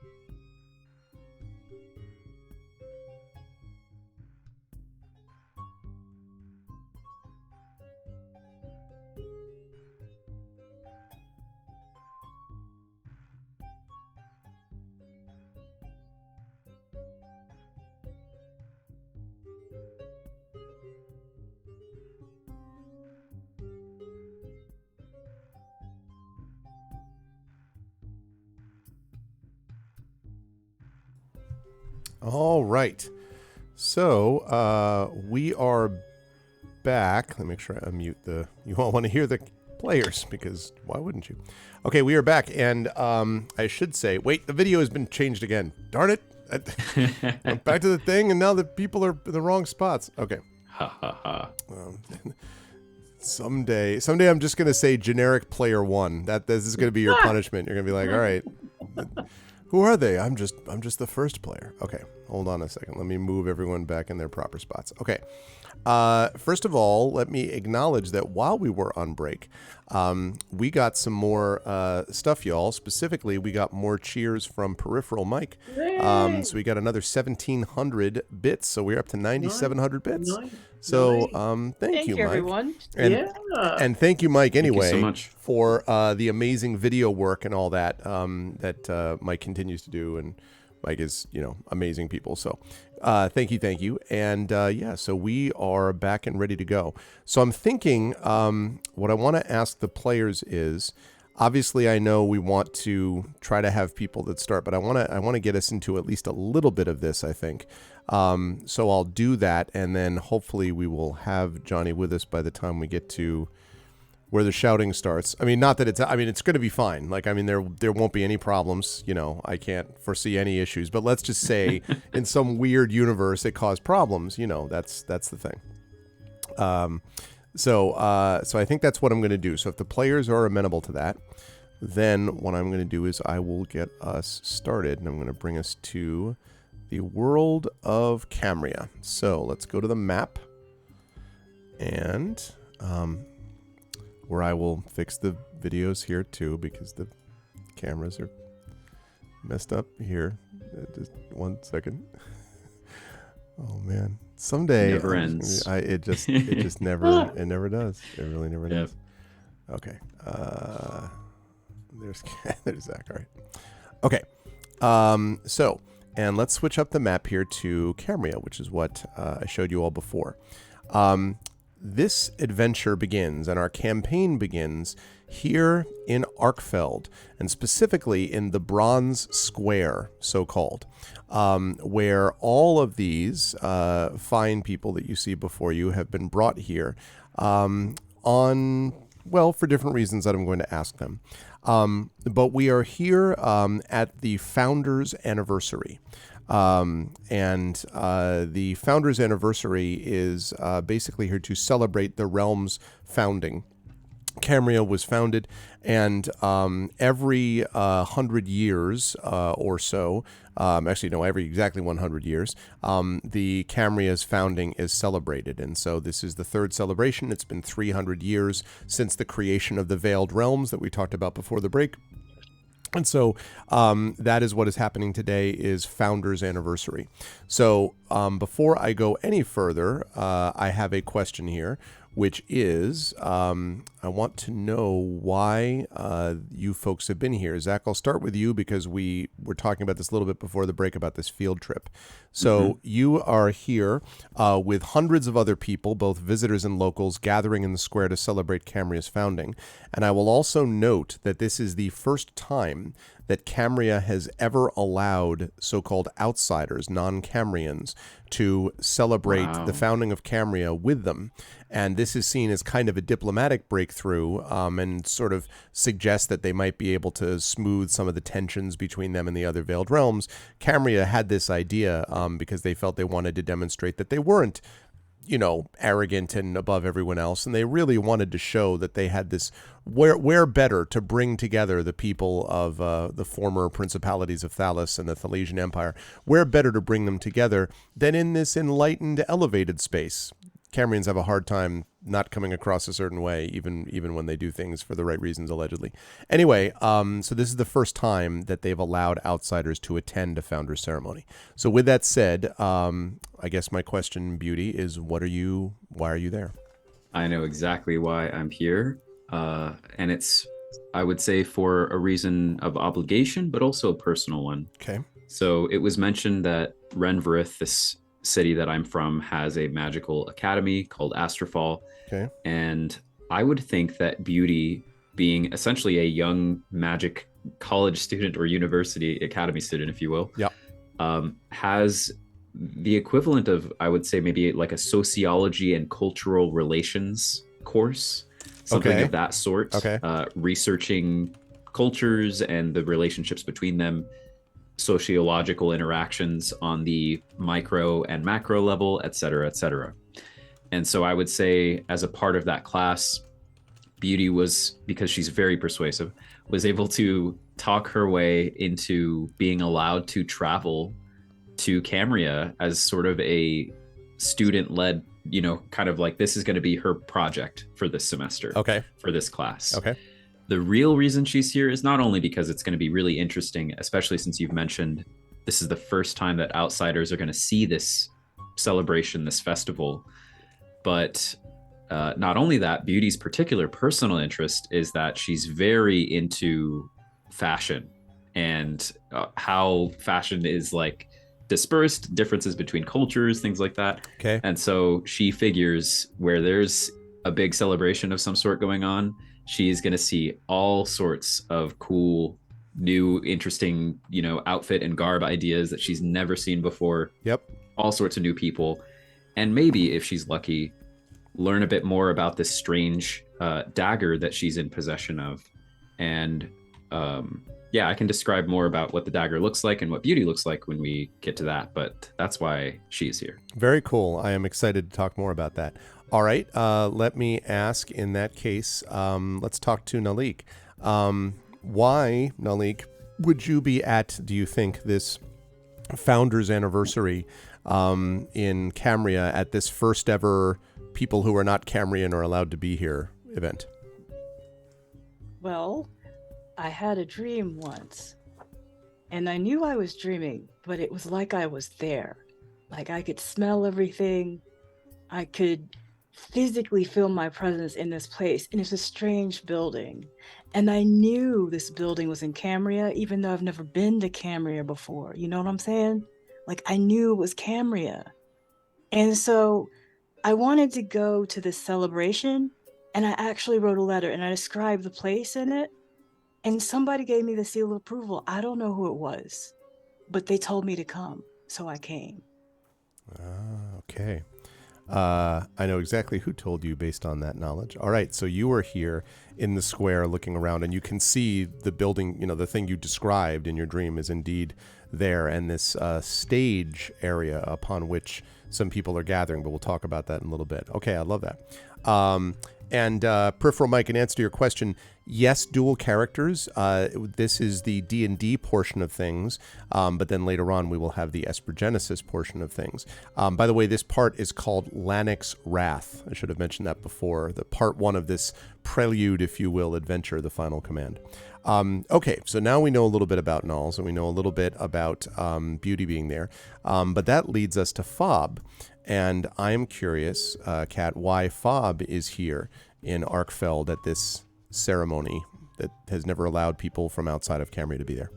Well, one needs to keep an eye on the crowds of possible patrons, because Fob has a recent selection of wonderful liquids that can cure all sorts of diseases. And so Fob is there just sort of perusing the crowd to see if anyone looks particularly desperate or gullible, or some wonderful combination of the two would be delightful. And so Fob's there just sort of sussing things out. I see, and that's going to be a good, appropriate approach to this. Thank you for the follow, Whiskey Jack 88. Welcome to the Argonauts. So let's talk about Fob. There are hundreds of people gathering in the square to celebrate Camria's founding. And if you're like, well, what does this square look like, Arv? I'm glad you asked, because I happen to have a map for that. Welcome to the Bronze Square. I want to, let me back up a little bit. Okay. So I want to, put people down here. Now we're character art eventually is going to arrive, chat. Depends on different things, but we will get some character art eventually. In the meantime, though, we're going to be using some kind of basic kind of placeholders for this. So we have a human bard, and I'm going to now look into my super extensive collection because, man, do I have a lot of these. Okay. So we have got these ones. I don't know. Okay. Let's just go with forget the humor. Let's go with this because I know we have those here. Okay. So this one here. No, not that. Although that's funny. The one that I could have used would have been really silly. Okay. So here we have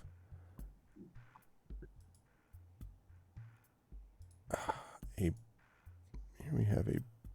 bard. The only problem I don't with this is that this is a little. Well, we'll see. I don't. Okay, this is all right. I'm gonna throw this out there. We could describe our characters, and while we're describing them, that gives you time to look too. That's possible. Yes. So that might be a good idea. This is what I'm thinking about as a placeholder for nulls. This is not going to be a long time placeholder, Toya. So, but if this is one where you look at it and you're like, oh God, no, what? Not at all. Tell me if this is vaguely even sort of close, or if that's 10 times off. I'm literally just starting to look. So, and you can, I think, Arv, you can press really see it. Shift Z. Oh, can you not see it? Let me. I can play Shift Z. Ah, yeah, okay. To zoom There you in. go. There was one you were like that's kind of ridiculous. That I would guess is a little bit closer. Okay.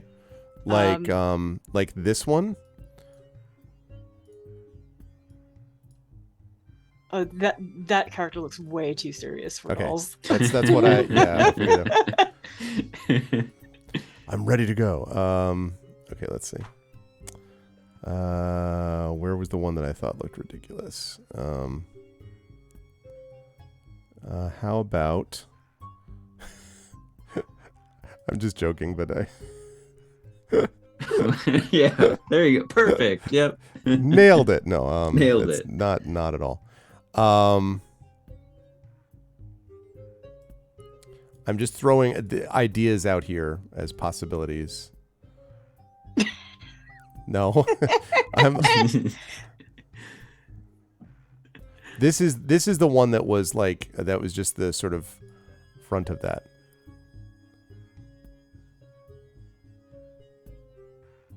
The personality. Oh, that one. CRB Human Token 42. What was that?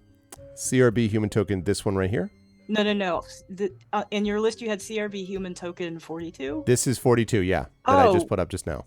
I'm seeing something different. That's strange. The character has like a headpiece.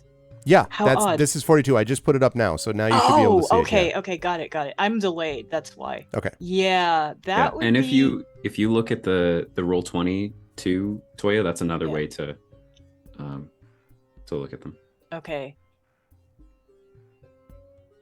So that one looks closer, Toya? Yeah, I'm trying to get just a general sense, and then we'll use them as placeholders. Eventually, these will be replaced by the art that is exactly in line with what we imagine. Yeah, that one, the last one, is closer to what I would consider her personality to be.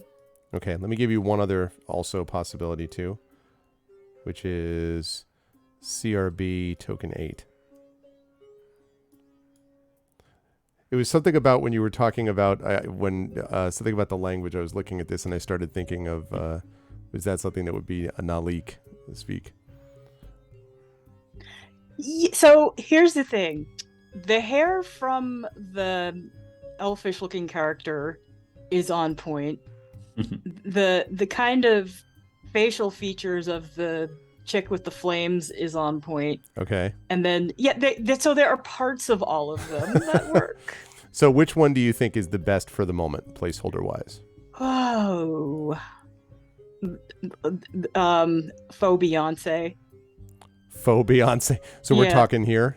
No. The blonde. We're talking that. Oh, okay. Really faux. Okay. All right. Okay. Let me get rid of all these then. Oh, no, not that one. Control Z. Okay, good. I don't want to get rid of that one. I want to get rid of this one. You move over here. I want to get rid of this one and this one. Okay. So that will be the placeholder for the moment. And we're going to do this. This is going to be at the moment.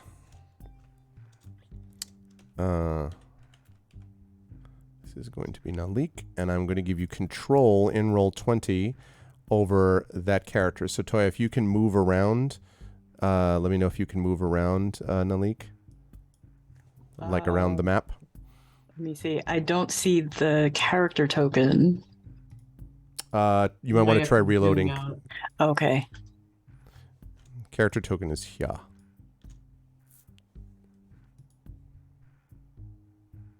Yeah, the great character artist you're referring to, Mike, I know, and we are considering that. We have to figure it out cost-wise, though, because there's 2 sets of characters. So what we might do is do some kind of placeholder situation, and then eventually replace those once the players decide which characters they're sticking with, D&D or EG, then we can do that so as to not spend, a fortune we don't have. Okay, so I can move it around, but she's missing her accent. She's missing her out. Yeah, I don't know how to put that on. Oh, it's a character map thing. You'd have to Uh, go into character map, copy the Yeah. special character. Right. Okay, wait, hold on a second. Yeah. What kind of eye is it? It's an eye with the not this way, but this way. Yeah. So If that makes sense. let's see, because I could copy it into chat too. Yeah, actually do that for me, please, and then I'll change that over. Yeah. The eye curving back Let towards me the put it beginning of the into- word. I'll put it in a Zoom chat. Okay.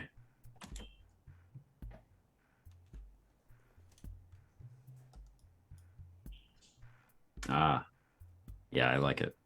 Okay, hang on a second. Yes, okay. All right. Yeah. All right, there's that. Tell me that you got that. Yeah, we did. All right. Yeah. That now should be right.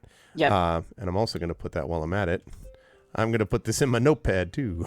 Okay, cool. Yay. For All right, there we future go. reference. Awesome. Now, is there a certain place where I should move her? Yes. So you could theoretically be where you like. There are lots of people up on this stage. I'm not going to put them all out now. But right now, and there are people sort of gathered around the square. There are small stands and benches. And among the floral decor, there are these 8-foot tall bronze columns that you can see right here. She's fascinated by these things. I figured, especially because they're inscribed with ornamental sigils and plaques detailing the history of the realm. And so there's that. So she can be wherever she wants, as long as it's not on top of the stage, because there are people there. But otherwise, yeah, if you want to be at that bronze column, you could definitely do that if you wish. I won't get too close to the stage. All right, that sounds good. And hey, what's up, Rock God? Good to see you, man. Okay, so there's that. Now, let us talk, next of all, let us speak to Fob. Now, Fob, I have got for you, this might be a little bit easier because my Ghosts of Saltmarsh campaign at the moment, as Mike knows, is all about the lizard folk. We got lizard folk for days, so I've been looking up a lot of these as of late. So we have several options, and I even have something from, quote, Tech Magic Pack. So here are some options that we have. Not Dragonborn, it could be lizard folk. There we go. All right, I'm going to throw some up here, and you tell me cool. which of these work. So I'm going to expand them a little bit. Okay, we've got. Wow, yeah, I love those. Oh, I like that one. I like that first one. That's very fobbish. We've got this, maybe a little evil.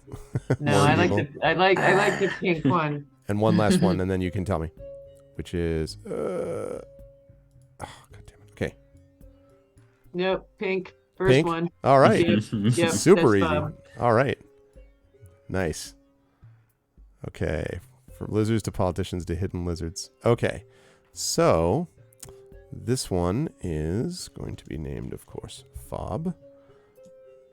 Nameplate, and it is controlled by Cat. And Cat, if you could be so kind as to move it around a little bit and see if Fob is working.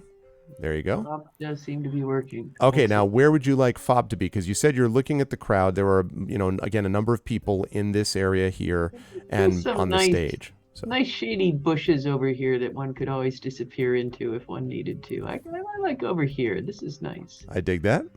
All right, and that leaves us last but certainly not least, Beauty, who is a human warlock. Yeah. So lighter olive skin, pastel colors. Yeah, I don't know. all right, lighter olive skin, pastel colors. That's going to be too pale. I think. She is paler than me. Yeah. I'm just okay. I just literally pulled up 2 because there were humans over there. Okay. Oh, I know why I did that because it was thrown off by the human part. It's like, human? You want a human? Human. who does human things? Who these does days? human? That second one is quite lovely. Yeah, it's true. Okay, so that's not that. Looks a little bit like Tessa Thompson, actually. Yeah. Oh yeah. Okay. See if you have any other options. Yep. I'm gonna put this up here without comment. I don't understand. That's exactly what I want. I don't get it. Okay. Let's see. And then we have the super exciting caster. That's really If there's any kind with of boring. Yeah. Let's see. There was one when you were going through a little while ago that was of someone who looked like they were shouting, like she was shouting or something like that. I don't know. Like that? No, it was a different one. Okay. Let's see. Nope, not that one. Might have been an elf. Oh, what? That's what I- you were just. It's a warlock. I don't know. That's what it says. Okay, no. That's amazing. That's a big old one. Okay. Okay, the shouting type. There's Yeah, I don't. I'm gonna throw that out I there. I saw know it that's not the briefly. one you said. Yeah. Okay. That's Let's funny. see. I'll let There's you know if I this see it one, again. although I don't think that's shouting. Oh, actually, that's the one that I was thinking of. Okay. Yeah, it So that looked one? like shouting in the brief time that I saw it. Yeah, let's go with that one. Okay. Lovely. All right. Let me reduce that to a rational size. And okay. And this is Beauty. Hashtag bouncy lizard folk warlocks. Yeah, exactly. It does feel like it's out of Triangle Strategy. Nailed it. Yeah. Okay. There we go. I've probably dropped $500 on Roll20 tokens over the years. Like it's really, my it's really gosh. embarrassing. Because everyone's always Yeah. like, but what about this? I'm like, oh, look, I have the perfect one for another $4.99. Okay. Yeah. Now, where is Beauty? If I could, I think if it is truly there, I think Beauty would have actually stepped up onto this wagon, maybe, or not wagon, wheelbarrow, whatever it is, to get a higher vantage point to look over at everything. All right. That seems reasonable. Okay. So, all right, let's set the scene. There are hundreds of people here, visitors and locals alike, who have gathered in the square, along with all of you, to celebrate Camria's founding here in the center of the town of Arkfeld, which is itself in the center of the city-state of Camria. In preparation for the upcoming parade and festival, there are vendors and locals that are holding special events and shows and friendly competitions. I've already talked about those 8-foot-tall bronze columns, and at the center of the square, you can see there is this grand dais, this stage, basically, where there are special events and performances that are being provided. So you have the moment, all three of you, to be able to, and we have not seen the fourth person yet because we haven't, but soon, TM. So you have a moment, all of you, to be able to, if you wish, you could speak to some locals, you could investigate things around here. You also, of course, could take note of each other as well as being one of the people that might have interest to you. Hey, Ballsteg. So that's possible as well. So you have a moment to be able to gather some information or tell me what it is that you're doing as you're looking around this square. And again, number of people here. Maybe I'll populate it while you're telling me what you're doing. I have some ideas to start out. Okay. So would this be an appropriate time as well to describe What beauty looks like? I think so. okay. Well, beauty, yeah, and yeah, I feel like this is gonna I can't help but think as we're going through the campaign, it's gonna be like, yes, describe what beauty looks like. Well, beauty, it's in the eye of the beholder. It's The jokes write themselves, really. yes, the jokes write themselves. So beauty is a young woman, early 20s, sort of light olive skin and like green jade colored eyes, and she wears it has been my pleasure and strange sudden interest into researching all types of fashion and clothing and all sorts of stuff, because that's what this character is into. And so beauty, she stands at only maybe 5'2", has this sort of like platinum pink hair up in double buns on either side of her head that kind of streams down, two like wispy bangs to the side, has a sort of like off-shoulder lace top, a chiffon tiered maxi skirt. Wow. Everything is in pink, pastel colors. Like I said, complete opposite of Cosmeritis Yes. as far as character design. I'm appreciating fla- the K-pop vibe that we're getting out exactly, of this. Yeah. exactly. You know, like flower petals and the pinned in the hair, things like that. And there was a feature of this character that I described in our little cast character creation, and that was a certain trinket that she has with her, but it is not with her at the moment. The only thing that she seems to possess is a little, I guess we'd say, messenger bag that is serving as her backpack, and the aforementioned dagger that is sort of her hex blade is stored, I would say, at her hip, hidden in between her top and the skirt. And at the moment, she kind of looks out over the growing crowd, as it were, at the moment. And I would say first she wants to pin down, I guess, who the most ostentatious and I guess maybe authoritative, but not in a intimidating way. Maybe in like a person who's dressed very refined, looks like they might be of noble heritage. Maybe she doesn't even know if camera works like that. Mhm. But essentially, she's looking for someone that looks like, based on what they're wearing, or maybe where they're positioned, or a bit of both, that they're very important. Let me have you make a perception check for me, please. First roll the campaign. Yeah, here we go. This will be great. Okay, and we'll see what happens. That is a 14. Okay.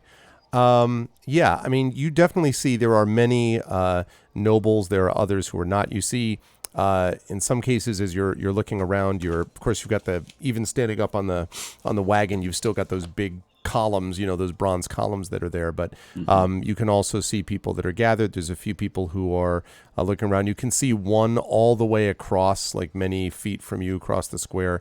You can see someone who is kind of looking at one of those bronze statues. But you can see a few people that kind of fit that level of maybe refinement. And there's actually one person over here, right here, that has arms crossed, possibly a half-orc or something like that, but seems to be dressed in finery that would suggest something of note, and is kind of walking around, not exactly patrolling, but kind of looking around at people as they go. Okay.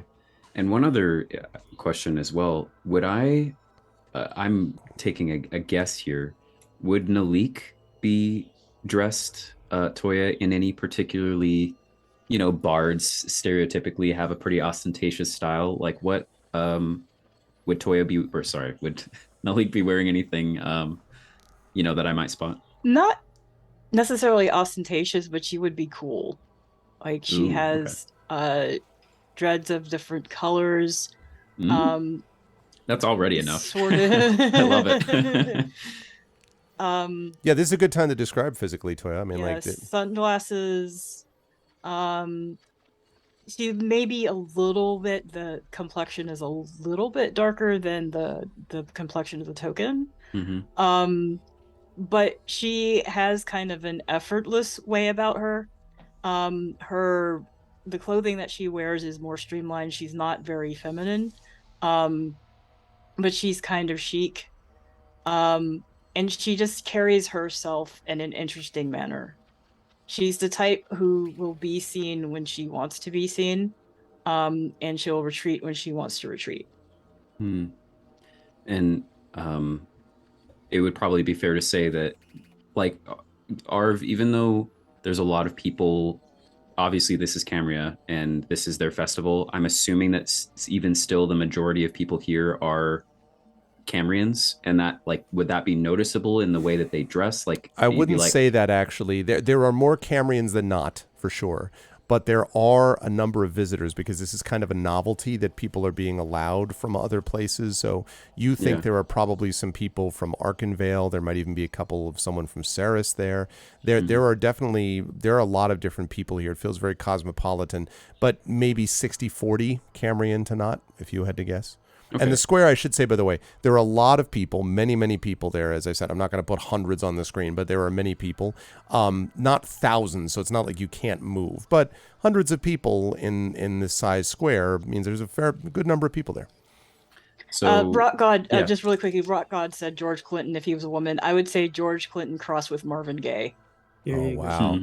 Very good. Nice. So when you said cool, you didn't, I think you buried the lead. I mean, really cool. Like, you just immediately, Marvin Gaye. Really, I think really cool. We're all good then at that point. So I think the direction that I'll set for Beauty is that she will maybe, if I could, with that 14 perception, spot from across, Yes, I think so. all the way across the square, Nalik, and see the colorful dreads from that distance.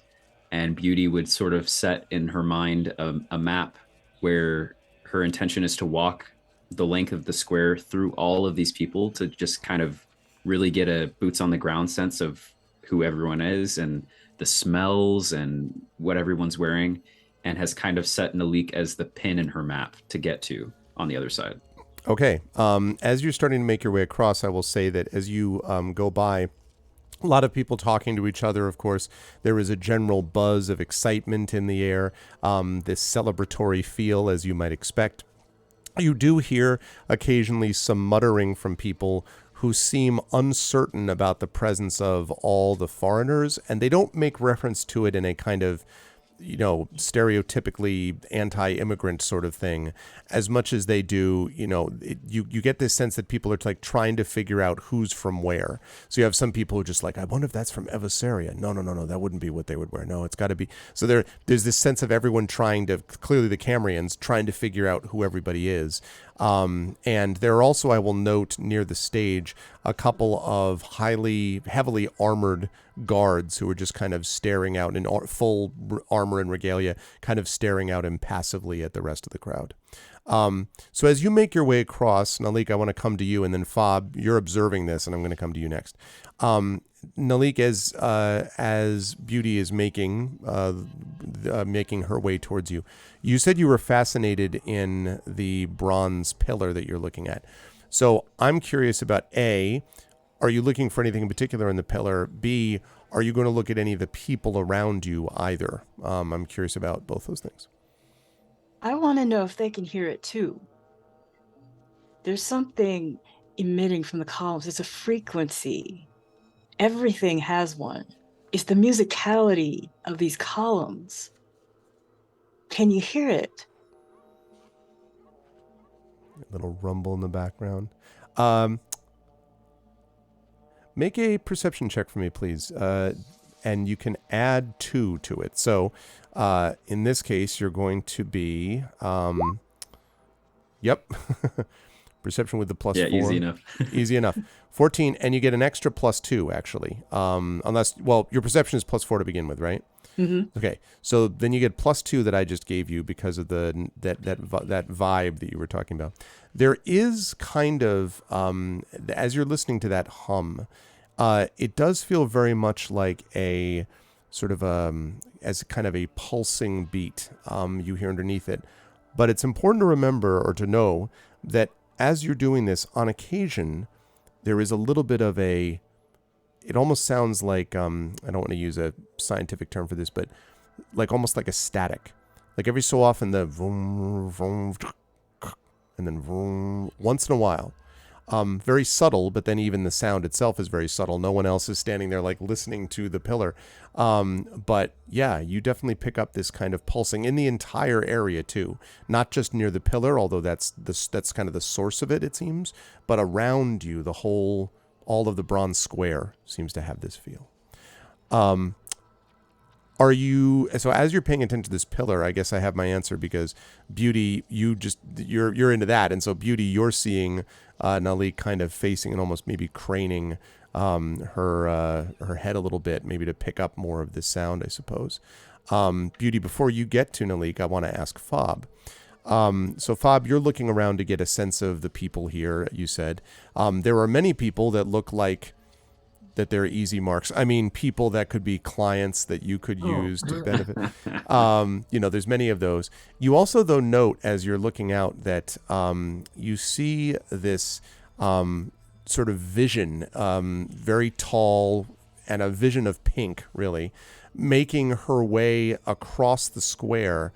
And the reason your eyes are caught to it is because no one else looks exactly like this figure, making her way down towards the southwest of the square, where another interesting figure with dreadlocks is leaning in and seems to be looking at one of the pillars in the square. Oh, Bob is intrigued because sometimes interesting things happen around them, and sometimes people drop money when that happens. And so Bob's just going to sort of edge through the crowd, maybe in that direction. But Bob is also a little uncomfortable. There's a lot of people looking, and so Bob is going to stealth as Let's they see that go. happen. I cannot wait. What? You're Well, caught. Also, I completely had misspelled fob, and now I know it is not a watch fob. It is fob. This fob. Now I got it. I got the name. It's fob. I totally should have realized. Okay, Pronounced so Bob.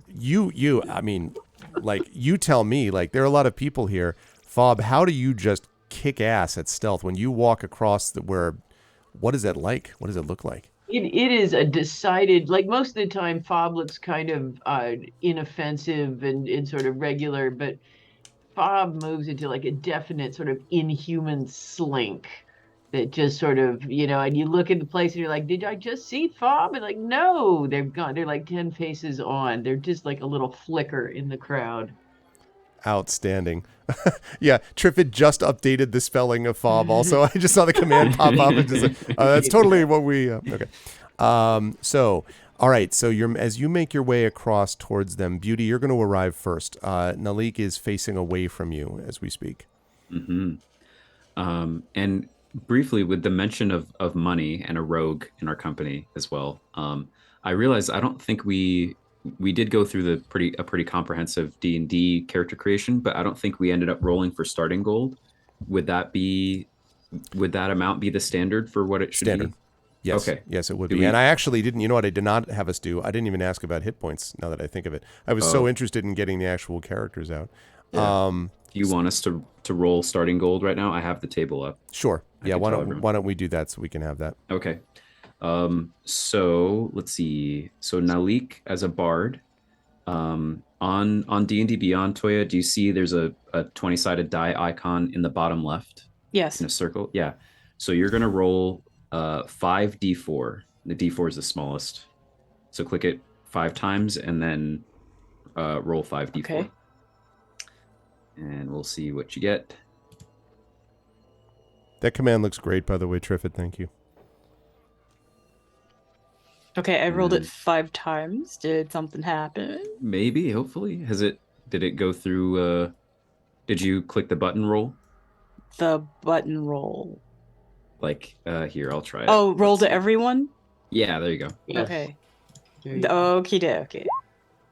Yeah, there you go. Okay, 19. And then 19, it says nice. for a bard, well, it's even more than that. Starting wealth for first level, 5d4 times 10. So that's 190. Where do I slot that in? On D&D Beyond in the inventory tab, kind of next to features and traits. Do you see that? Yes. Okay, and then there should be a little gold icon kind of in the top right of that. Yeah, I see it. Yeah, and then just go in there, go to GP and add 190. To I the just 20. realized this is all To the coming 20? from D&D Beyond, isn't it? Yeah, yeah, That I just 'cause saw the- these die rolls and roll 20. Okay, sorry. Yeah. Sorry. So I Sarah. should have 210 total? Because there was 20 Yeah. already. Yep. Okay. And then Fob, you are a rogue, so Yes. you are 4d4.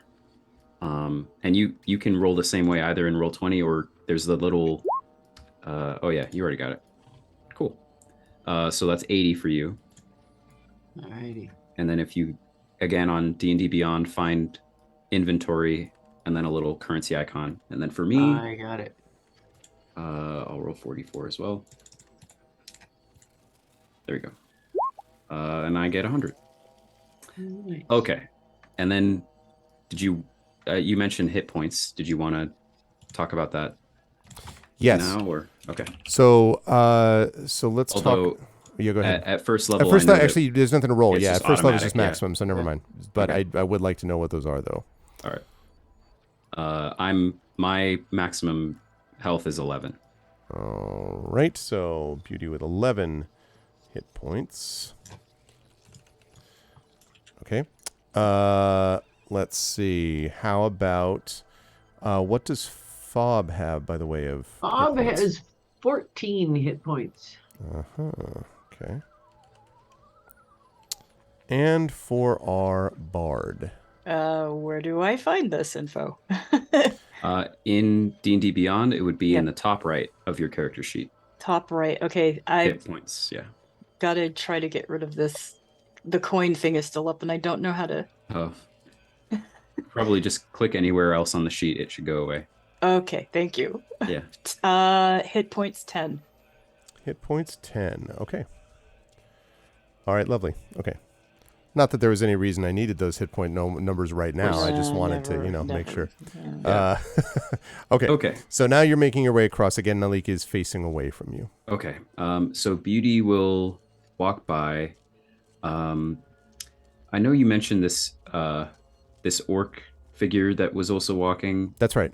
Do I notice anything that bears mentioning, or like about their station or anything they have on them? Or are they just more of kind of part of the crowd kind of thing? Let me have you make an insight check, please. Okay. Another 14. Yeah, it's hard to tell. It's just that it seems to be someone who is definitely looking around carefully, and there's you get the impression that they're sort of focusing. He's focusing his attention kind of up on the stage and then back, and is just sort of like something about like feeling like they own the place. I'm sure that's not true, but it sort of seems as if they have a kind of Interesting. confidence about them. There is one other thing I want to note too, which is that down here, right about, where is this person that I was seeing? Where did they go? Ah, yes. You also notice one other, which is as you're kind of looking from this distance, you can see what looks like a human in finery and sort of noble clothes, but also very clearly armor. And in fact, you can see that there is a kind of sort of almost a flame emblazoned on the sort of tunic that she wears in front of her armor. But you get the impression, Beauty, and it's this one right here. You get the You get the impression, Beauty, that this one has been around a fight more than once. They seem to just carry themselves with a sort of easy grace, but there is a there's an alertness about them despite the somewhat ceremonial clothing that they're wearing on top of their armor. Interesting. Yeah, those are the two that you note in particular. I will note that and continue on finishing my little wayward trek Okay. to stand next to Nalik. And Fob, you're going to arrive a minute later, but we're going to talk about what Beauty says to Nalik here, if anything. and Beauty will first try to stand next to Nalik as not to startle her by suddenly speaking from behind someone. Hello. But we'll stand next to you, and then after maybe 3 seconds, we'll say, "Hey, how's it going? I love your dreads. Is that a dye, or like how do you do that?" Oh, aren't you sweet? That's a secret only my hairdresser knows. Oh, Do you hear that? people? Yeah. No. The column. Do you hear that? Close your eyes a minute. Okay. I close my eyes and smile. DM, do I hear that? I'm going to ask you to make a perception check for me, please. Okay. Here we go. 5. No, you don't. You definitely, I mean, you definitely hear the sort of general, people walking around you and all that, but whatever, I look at Nalik. I feel like I already know the answer to this, but would I get the sense from Nalik that you would have a pretty good idea of being able to read people? Yeah. Okay. And so Beauty would kind of like lower her head a little bit and look up at you and say, "I wish I did. What are you hearing?" Oh, by the way, did I mention your hair is sublime? Because your hair is Oh. sublime. Thank you. I did it myself, but I would like to meet your hairdresser for sure. We'll get in touch about that. Love it. But everything has a frequency. We're all connected by frequencies. And this, it's a rhythm. It's like a static in the air. If you ever close your eyes and you just see static all around you, that's what I hear. I look at Nalik and then at the column, and I reach out and try to put the palm of, I place my hand against the column. What do you feel? What do I feel? The cold metal of a column. Like, is it simply just a brass column, or is there anything that we can see magical? Like, is there a flame on top of it? Is there... Let me have you make an Arcana check for this. Okay. And, yeah. 10. You don't see anything. There is a very faint vibration, I would say, that you might just be able to sense, almost imperceptible, that you can just sense, that you feel kind of a pulsing from the pillar. And that's as close as you can imagine to it being. It could be that it channels some kind of magitech. It could be that it has just pure magic qualities. Hard to say for sure, but there is a little bit of a very faint pulse, almost so faint you almost wonder if you're imagining it. And I see it's sort of in the map depiction, it's sort of fenced off. Yes, is that true? That's right. Okay. It's not it's like a, I don't know, about a 3-foot tall, basically, fence. It's not like, above it by 10, 15 feet. Beauty will turn back to Nalik and say, "Yeah, it does kind of feel like it is vibrating a little. What do you think?" I'm gonna reach out and touch somebody's hand if I can. Is that okay with you? If I'm the somebody, then sure. All right. Now, let me see if I can help you feel what I feel. Okay. What do I need to roll? So what I think we're doing now is you grab the hand. Are you putting your other hand on the pillar? Yes. Okay. In that case, I will ask Beauty to make another perception Ooh. check, but I'll give this to you at advantage Cool. as this is happening. Also, Fob, you are now wherever you want to be, so to speak, but you can see and hear both of this taking place. These two figures, as one grabs one of the dreads, grabs the hand of the other. And you also, Fob, for your interest, my messenger bag and everything I'm wearing looks very, very nice. And Ooh. maybe expensive isn't the first word you'd use, but then based on the quality of it and how nice it looks, it probably was. Anyway, so perception with advantage, you said? Yes. Okay. 18. Yeah, I think you're able to. What the heck is that gobbledygook? 2d20 kilohertz, That's- 1 plus 3? Yeah, that's the mechanic of how it rolls. Okay. 2 dice at once. So yeah, you yes, you do now feel the sort of the pulsing is a little bit stronger now. And every so often, Beauty, there is this what you would only describe as kind of an interruption in the pulse, kind of like a vroom, vroom, vroom, every so often, just once in a while. And again, but you're feeling it a lot more strongly, and you actually feel it through the hand of Nalik, who is connected to the pillar.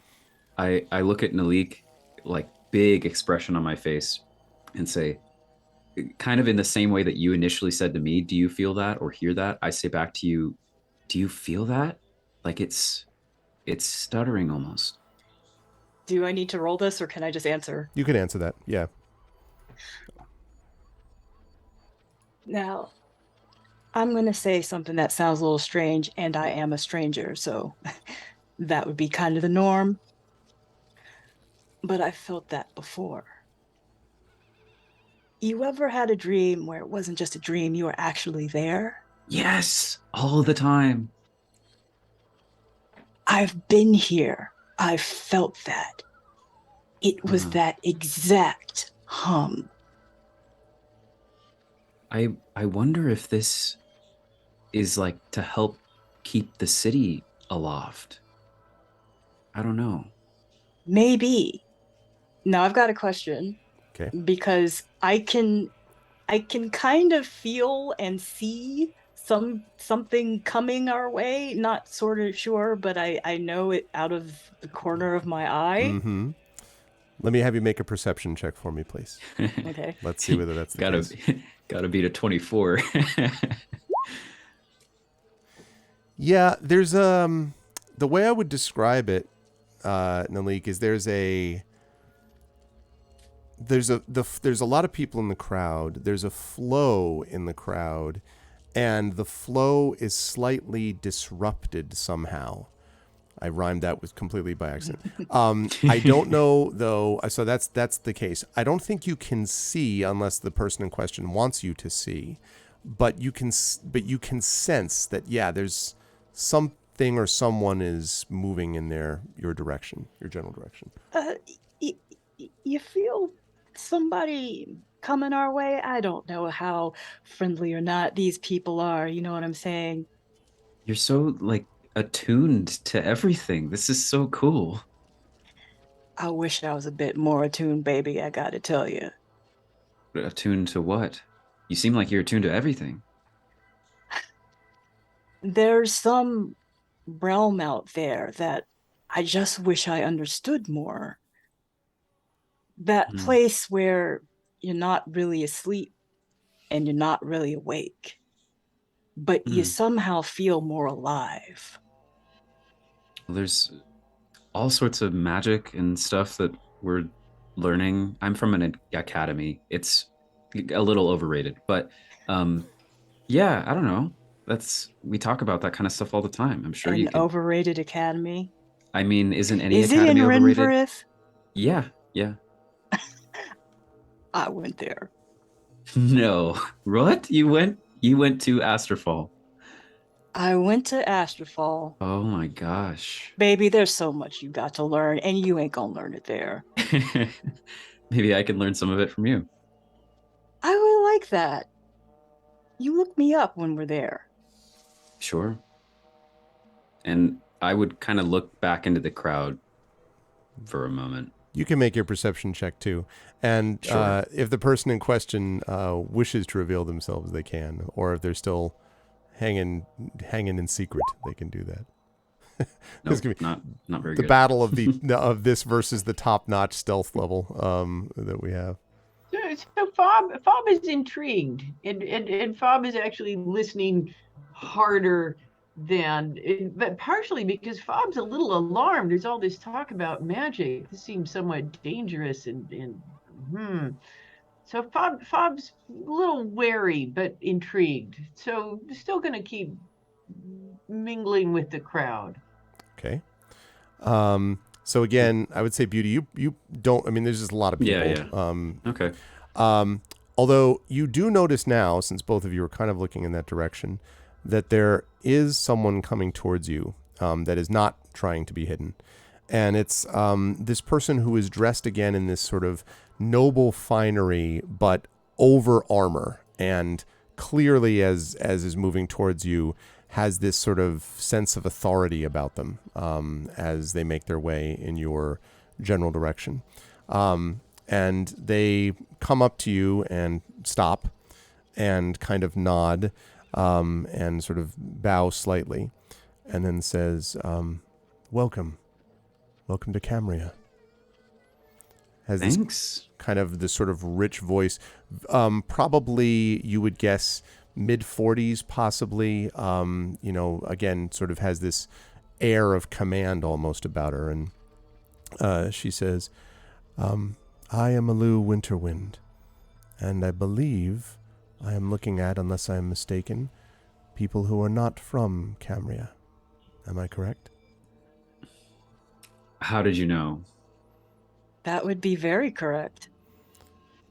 It has something to do with your interest, I think, in the pillar. You seem to be interested in our, let us say, historical information.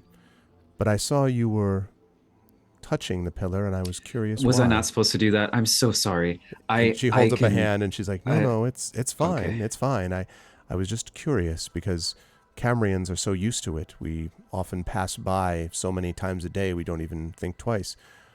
I'm curious what you were feeling it for. It's Alu, right? And nods slowly. Yes, although it's, I suppose, modified might be the way to put it. Modified. Yes. We have, there are restrictions on what languages are allowed to be used.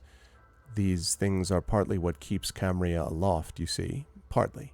Ah, well, to answer your question, I was right. Yes. I Sorry. can feel the frequency coming from the pillar, that hum, that musicality. But since you're here, I was wondering if you could answer a question. Of course. There's something written there. Do you know what it says? Yes. These are plaques that determine the history of the realm, and in each, or that tell the tale of the history of the realm, and in each one of these, we describe the year of its founding. And she points down. This, the one that you're looking at there, is 300 years ago, when Camria was first founded. That one, and she points to the one to the northwest, 200. That one points to the one to the northeast, 100. And this one today, this is the new plaque, and she points to the one that's to the southeast, basically right across, just laterally across to the east. That one will be filled in today. It will be a marker to a founder's ceremony, and that will tell the story of the next 100 years, I suppose. Forgive me, Alu, but I may have overheard or misheard you. You said determine the history?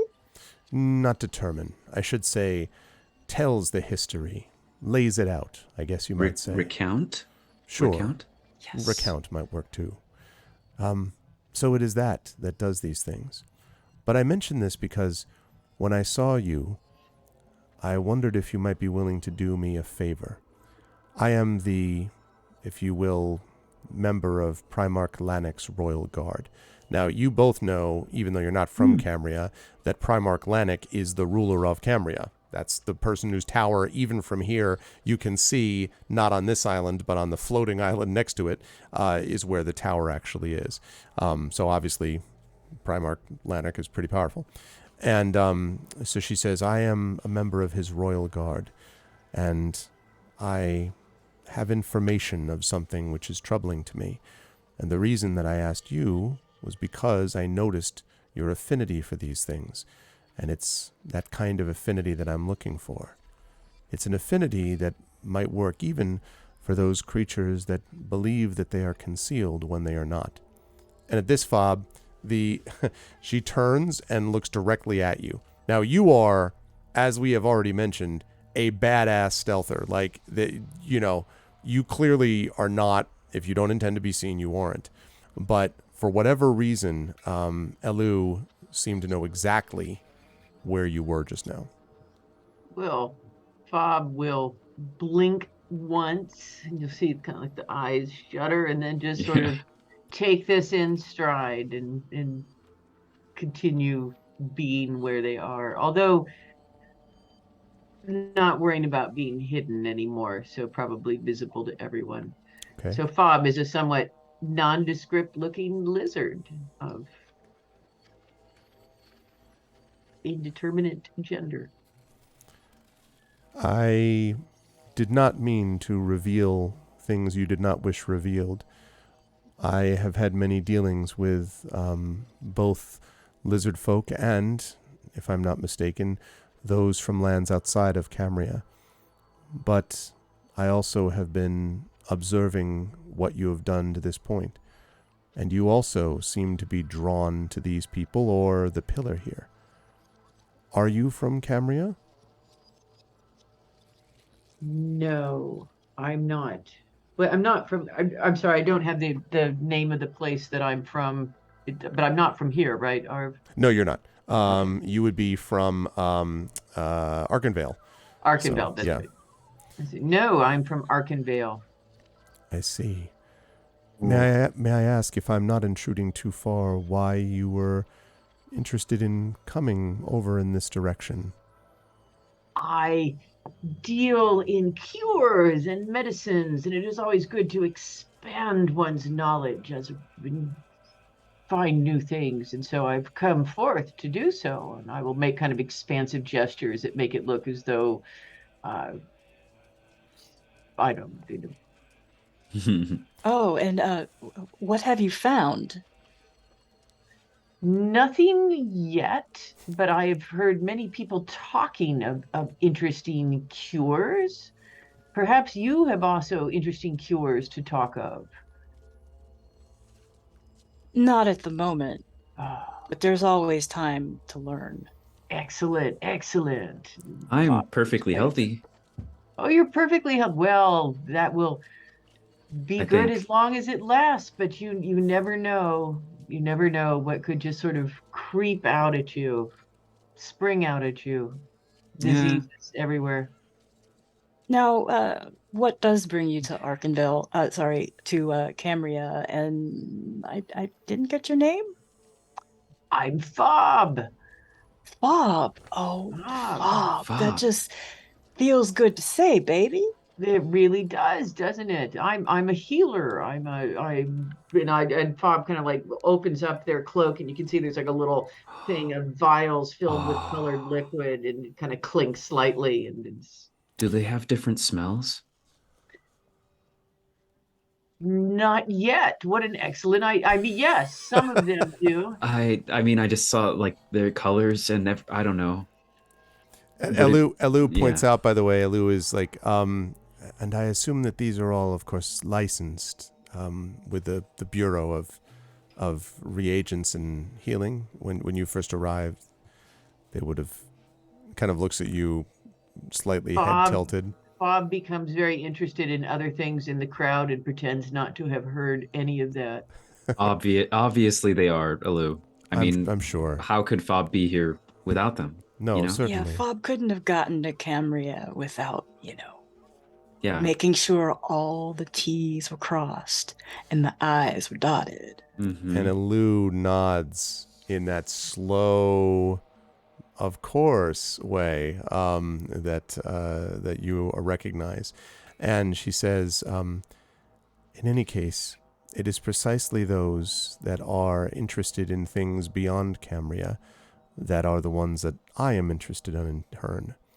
I have information about several strange Magitech devices which have been planted somewhere around this square before the event, the formal opening of the celebration of the founder's anniversary.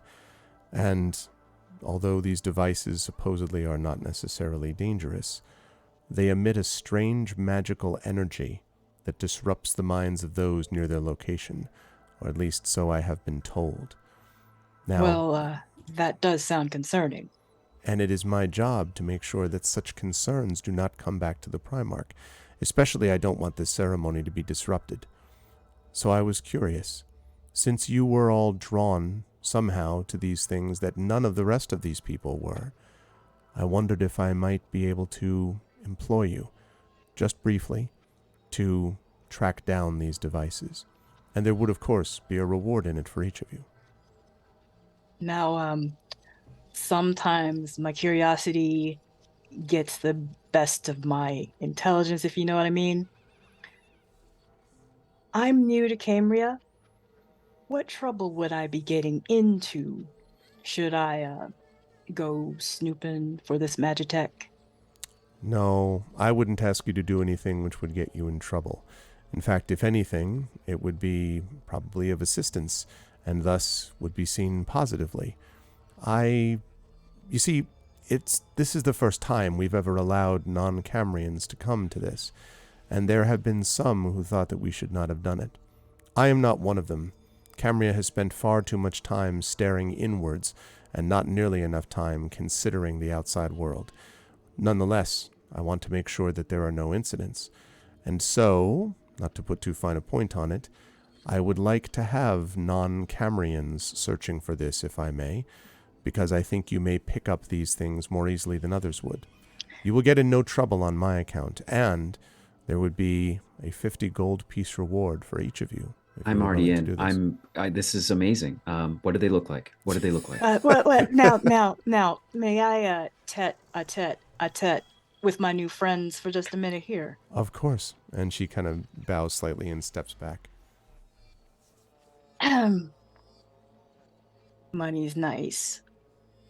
Hmm. But here's the thing that's got me a little flutter. Why non-Cambrians? Well, yeah. I was thinking, like why she's a part of some royal guard, right? Why not have the royal guard go find these little things, Now, see, if things go south, guess who gets pinned? You're so smart. Oh. I don't like that. That's not I would not like if that happened. Now, Fob, you seem like the type who knows a thing or two about getting out of trouble. And that is a compliment. Please take it as such. What do you think? Fob believes that if they are that desperate, they should pay us twice what they are proposing to pay us. It's pay us 100 gold pieces each. And we should Now, see Fob, what happens if we ask for that. I like the way you think. Since that was your idea, why don't you suggest that to our friend Alu? I But will. I think wait. Oh, wait. My name is Beauty. Did I even say my name to any of you? Hi. Hi, Beauty. Yeah. It's a fitting name, if I do say so myself. I am flattered. Look, Nalik, if you're right, it doesn't matter how much they're going to give us, because then they're either not going to pay us because then we'll be dead or in jail, or then they do pay us and then we end up dead or in jail anyway. So how do we make sure that bad thing you mentioned doesn't happen? That it doesn't get pinned on us? Baby, first of all, you're in school. You take that money when you can get it. Hey, I know, but if it's malicious, I mean, are we just supposed to believe her too? Yeah, that is the problem I'm having. What about you, Fob? We ask for half the money in advance and then we just go where we want to go with half of the money. Oh, oh, that could also end us up in jail, though. You know. Uh, why don't? Okay, I like that idea though. Let's get half up front, and then peruse around, and maybe once we see these things, we'll actually have an idea of whether or not we'll get in trouble. You know. And we don't give her the lowdown till we get that second payment. That's absolutely. Oh, I love this. It's so cool having like minds to bounce out ideas and stuff off of. Uh, okay. So Fob, are you gonna go talk? So Fob will go over and draw themselves up with a certain touch of dignity and kind of dust off their robes and say, Fob and their friends have conferred, and we would prefer 100 gold pieces apiece, half of it in advance. And so Alou kind of, raises an eyebrow. 300 gold and half in advance. And at that exact moment, I pop over the shoulder of Fob like a cartoon. I'm like, please, like it would be wonderful. And I know you're asking us. We're gonna be so thorough. We're gonna find exactly what you need. And look, you did the right thing by getting us to. We're not Cambrians, and if these things were planted by not Cambrians, we think like not Cambrians. So pretty please, like the money would really help. I'm a student. I'm going to have Fob. I tell you what, I'm going to let the two of you decide. One of you will get a chance to persuade. Who has the better persuasion? Beauty is you all do. about one of my features or personality traits that you will find that I play to the fullest at all points. One of them says, "I let people underestimate me, revealing my full competency only at certain times." And Well, so, then- like, yeah, she is all about seeming, persuasive and cute and all that kind of stuff, but getting to where she needs to go. So Fob My will just persuasion's very high. nod gravely, and every once in a while, just sort of like echo Beauty, be like, she's a student. All right, so make a persuasion check for me then, please, Beauty.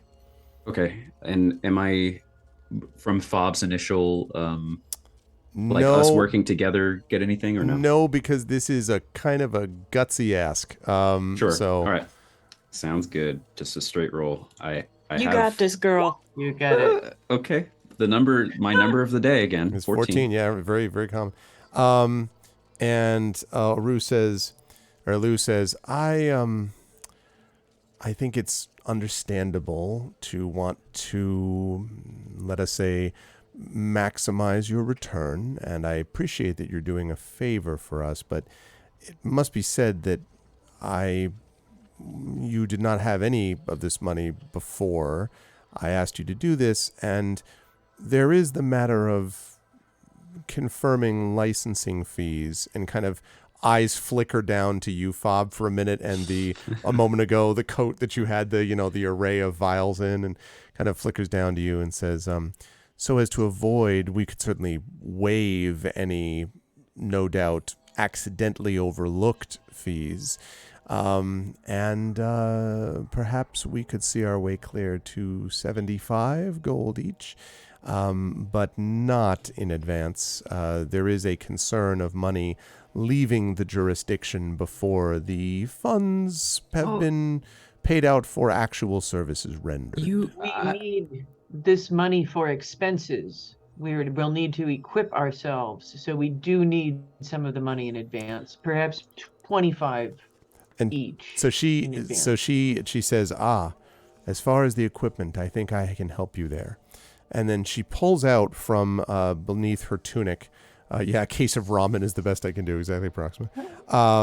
A small bronze medallion, and it seems to have right in the center of it a smoky colored gemstone. And she says this device has actually been attuned to be able to discover particular Magitech properties. Essentially, it determines when something is not entirely in tune with something else.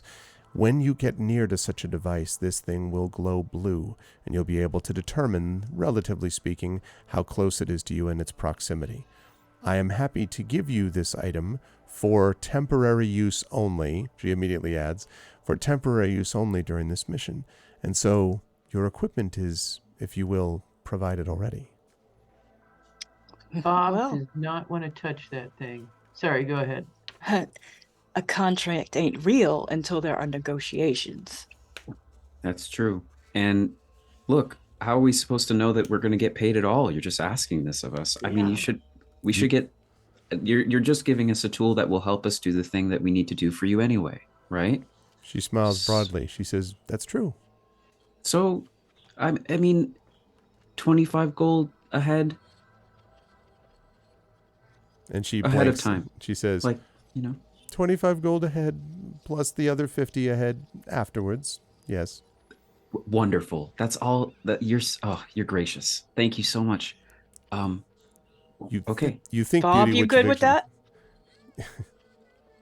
Fine, Bob says, fine. But remember that she is a student and I you are know. investing in the future when you It's fund just students. it's been ramen every night, and I really want to have some great Cambrian food, you know? And she looks at your, and she says, yes, I can see that you may have had difficulty in This was an investment. so she pulls out a little coin pouch from her belt and counts out 25 gold for each of you and Nice. hands it over, and she says, I will be over here near the stage and I will try to observe your progress. If you find any of these things, please let me know. Anything that you can, perhaps if you see anyone acting strangely or erratically, I would assume these devices are concealed in places under a bench or behind a structure. And if you touch this crystal, this glowing blue crystal, to the device, it should disable that device's power source.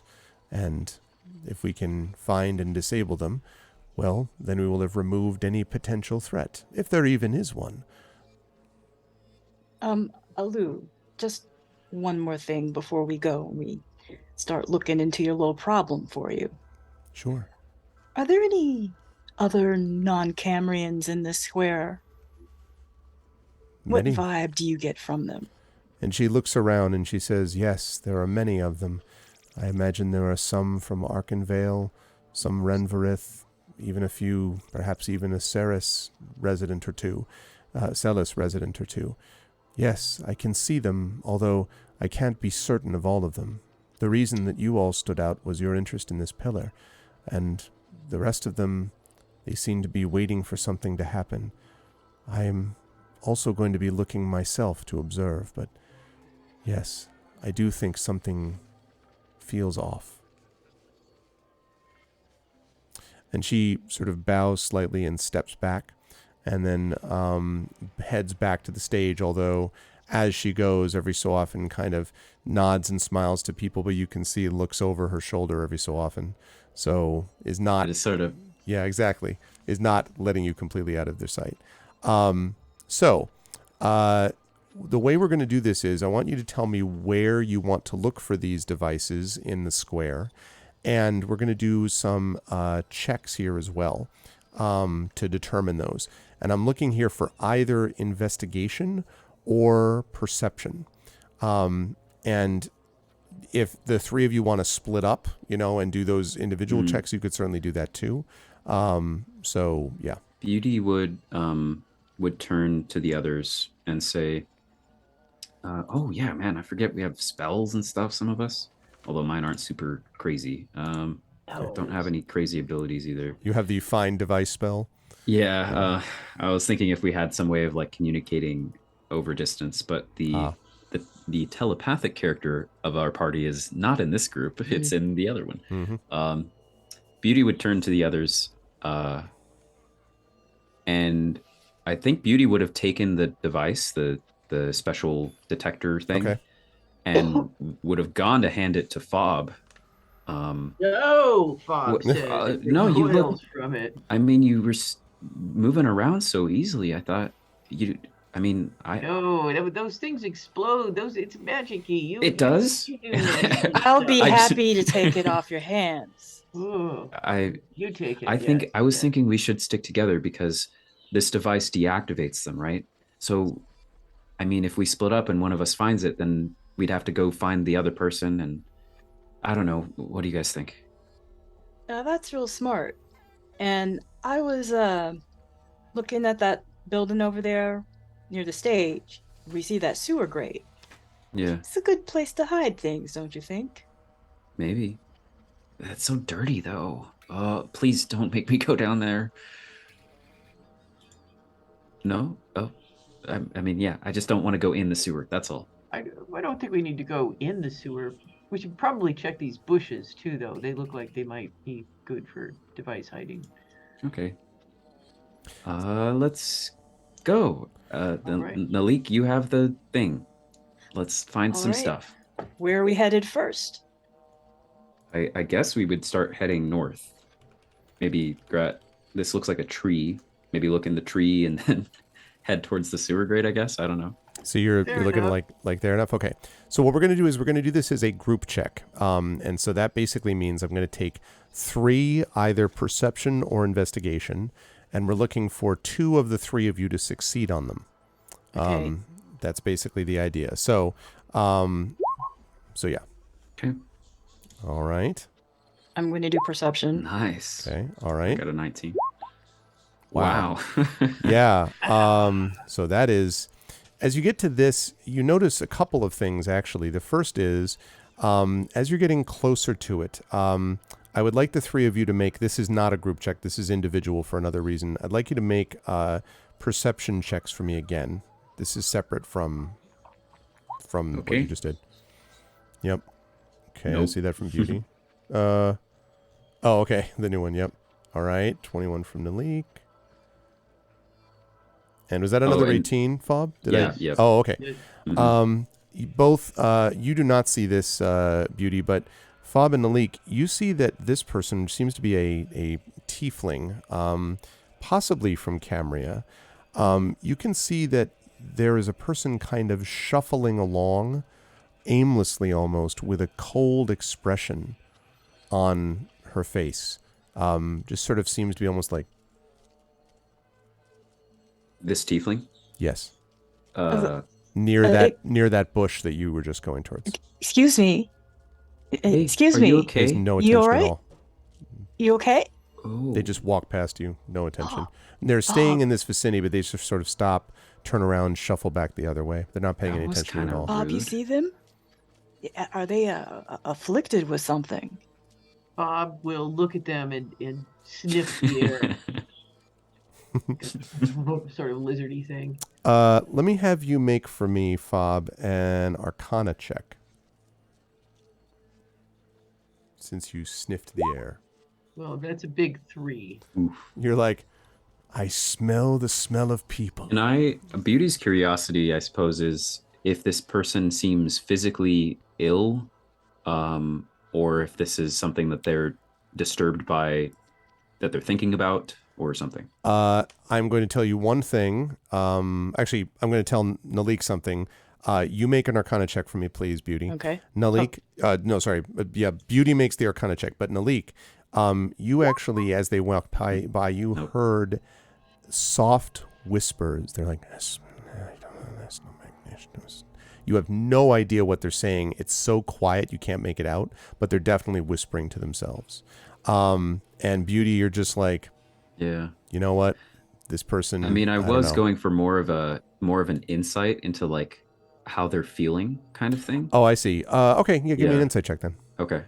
Also, I had Dragon Spear. 16. I mean, you don't get the impression that this is an act. You don't get the impression that they're putting it on. So but they actually seem kind of stone cold Yes. for some reason. Okay. yes, yes. Is it possible for me to try to use this stone to see if something's going on there? Sure. And in fact, as you look at it, it is glowing a faint blue now. But it's not glowing blue next to the person. It's glowing blue next to the bush. You see this? The stone's glowing. Oh. Wait, move it around so if it glows more or not. You know? See where maybe if you move it it'll glow more. So yeah, as you do move it around, the closer you get to that little bush there, the bush that you're near, the brighter it gets. Okay. The device in that bush. There's something here. I'll grab it. Be careful. I'll be fine. And I just reach my hand inside the bush. Okay. Your hand touches a cold metal. It feels like a block of some kind. You just feel it. Obviously, you don't see it yet. Okay. I think I have it. Gonna pull it out now. And I can I feel around it a little bit? Does it feel like Yes. there's a button? I feel like there were bumps on it, like not like almost maybe like tubes or something. Maybe you can't totally Oh. tell. And I like retract my hand a bit in disgust, and I turn to Nalik and say, "She said that stone could deactivate them if you touch it. I think you should, or you can I have it for a second?" Here you go. And I take the stone and I kind of look away and reach the stone back in and try to touch the stone to this object. Okay. Now you do touch it. How long do you hold it there? Because you can't see if it's doing anything. So I wait to feel if it does something. Maybe you're not feeling anything, but you can't Okay. see the stone either. So you don't know if something else is happening or not. And is the stone was glowing blue? Like I look in the bush, like even if the light might be muffled, like does the light change? Does anything? Yes, the light you do just barely see it, and the light seems to be glowing brighter and brighter blue, depending on how many seconds you're holding it there. Okay. And I've touched it to this object, right? Right, and exactly. I don't know if you're holding it there for like 5, 10, 15, 20. Well, whatever. if after 5 seconds I perceive it to do nothing. It's still deepening. The blue is Oh. getting brighter. Yeah. Okay, I'll leave it there as long as the color's changing. So it gets deeper and deeper, and after about 10 seconds, it suddenly winks out entirely. And then there is, and I would say Nalik feels this first, a as if there has been like a wave of almost as if the ground underneath your feet has moved violently. And you don't notice it happening to anyone except the three of you who are right near there. And so I need all three of you, please, to make wisdom saving throws for me. Fun. Doesn't So make a that- sound, it's a feeling. Yeah. So rem- up at the top. Okay. Yep. Yeah. To the left of the skills, find whiz saving throw. Yeah. There you go.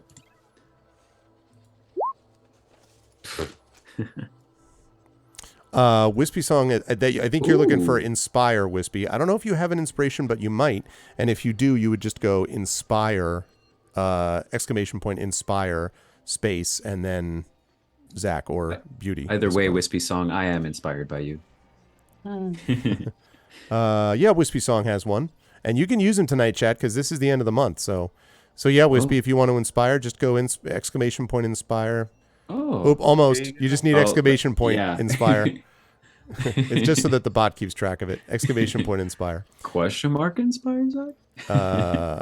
Okay. And Yes. Turn that eye upside down. there we go. There we Okay, go. Dragon Spear. Well, Dragon Spear inspired. Oh. What the heck? What are you doing? Yes. Dragon Spear I leaped have in all to the inspire power. Beauty first. Wispy Song, since Dragon Spear decided to steal your thunder, do you want to inspire one of the other players, Wispy? I Since- think Fob could certainly wait. Since Dragon leaped in. Yeah, Fob probably could, yeah, although Fob I could use it technically too. would not Well, allow no. post facto, but it's Dragon okay. Spear inspired Beauty, and Wispy Song is inspiring Zach. I That's get to two make, different people. I get to re-roll in real Oh life shit! now. Those are the same person. Yeah, that's right. Yeah. Never mind. So is that cool, Wispy? Maybe Do you something distinct in my um, head. Wispy, do you want to inspire somebody Yeah. else? since assuming Dragon's jumped in, or Dragon, I guess. and assuming I have one either way now. Expired Okay, there we now. go. So There you Wispy's go. inspired Nalik.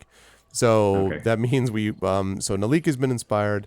Fob has not been.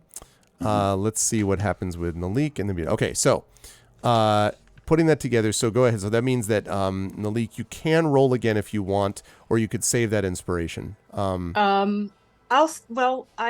got what 15? 15. Yeah. It's pretty good. Yeah, so I'll hold on to it. Okay. Can I describe what I felt? Yes, you can. But wait till I figure out the result of this roll, and then yes, I Okay. will let you do that. Beauty, you can roll that again if you wish. Okay, I will. That's even worse. Oh man. Okay, and then Yeah. Fob did not get an inspiration, sadly, to work with. So all right, yes, tell us what you felt, Nali. There was this force of energy just rumbling through the ground like an earthquake. You ever felt the earth shake before? Maybe.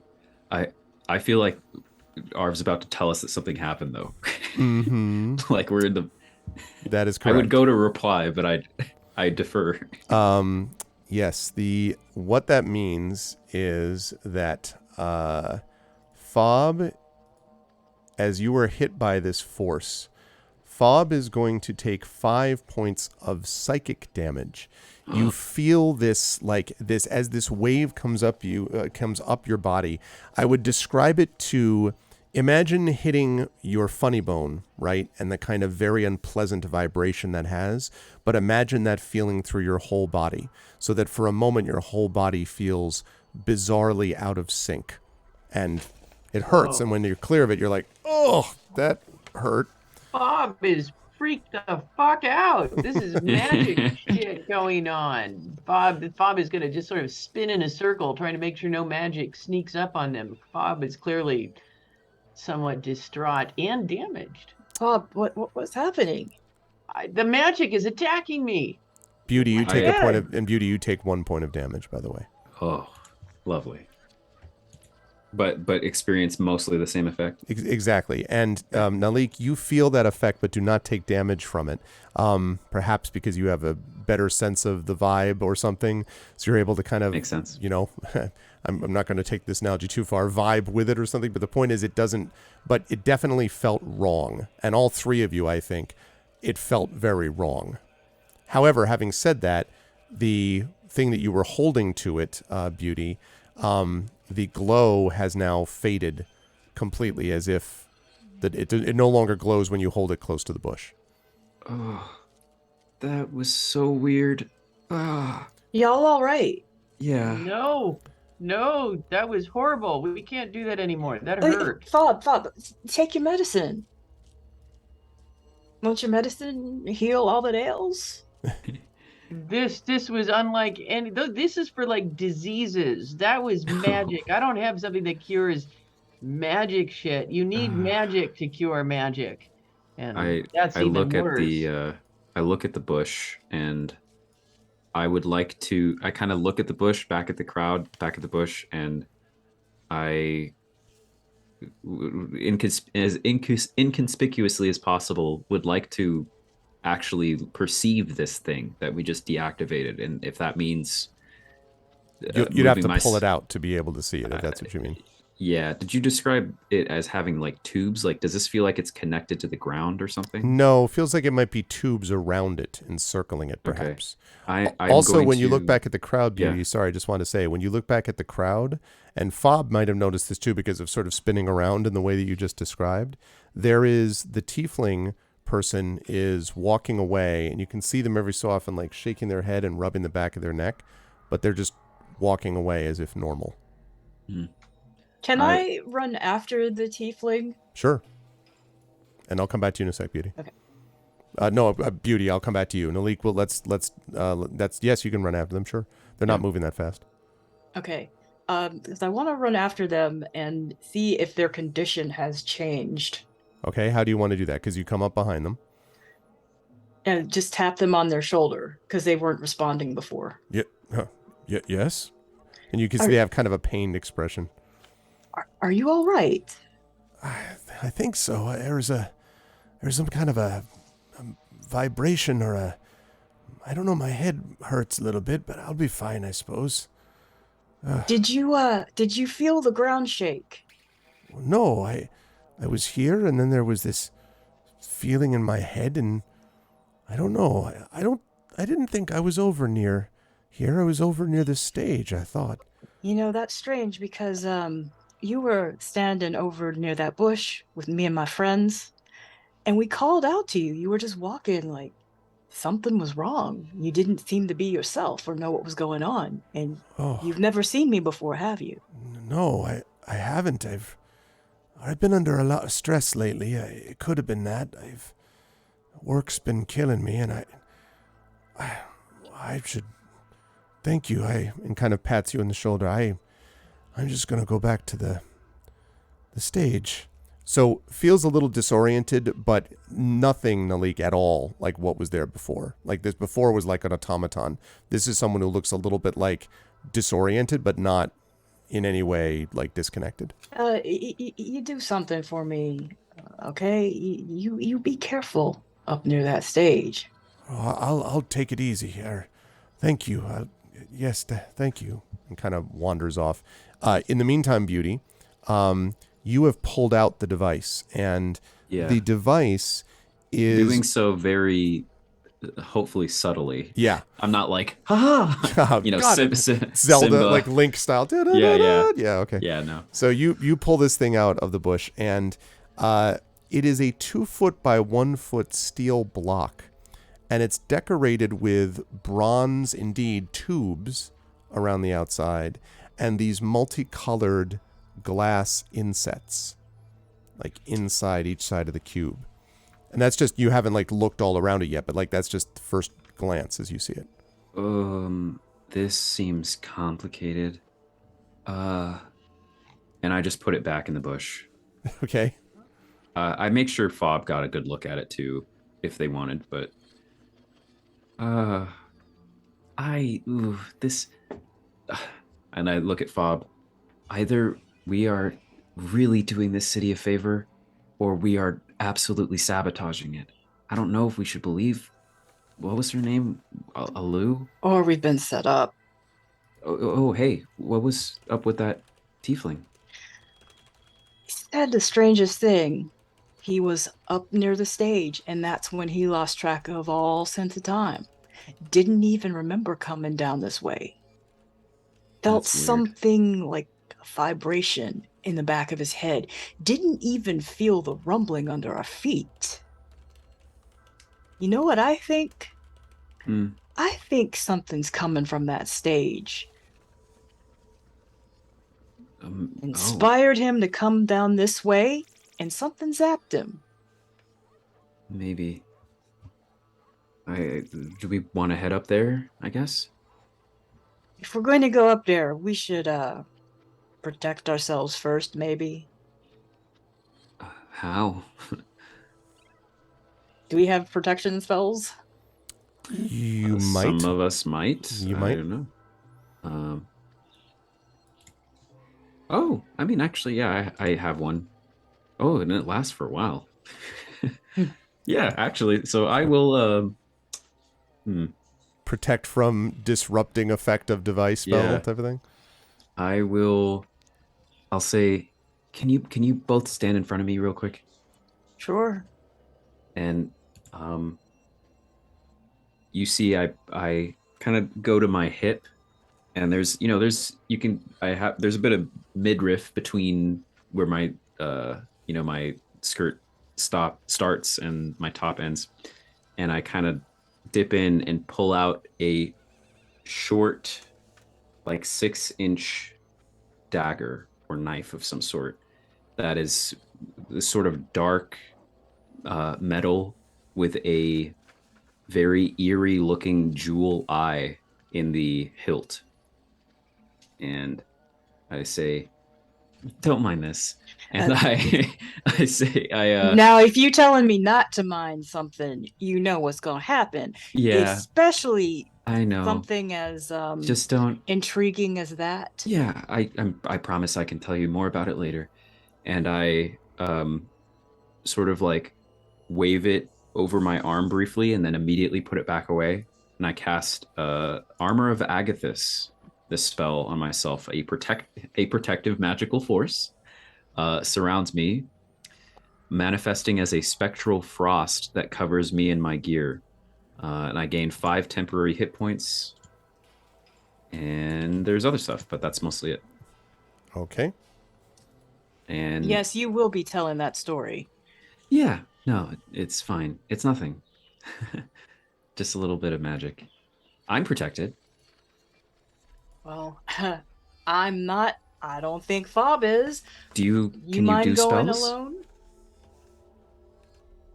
Not His at the Bob's moment. eyes just get big.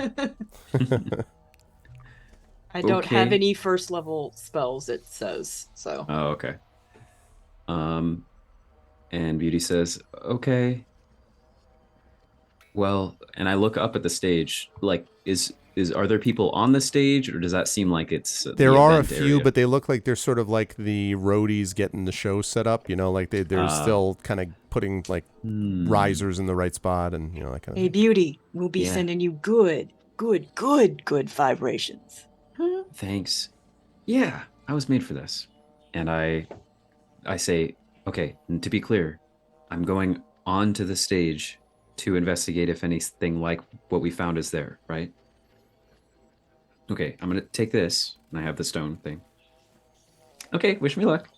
And I kind of skip for like a second and then realize the crowd is way too congested to skip, and then I just awkwardly walk So towards the stage. And you make your way through the crowd. Now the stage itself, you don't think you're going to be able to get on the stage because there are 2 guards that are basically like only people who are actually going to like belong on the stage are going to belong there from what you can tell.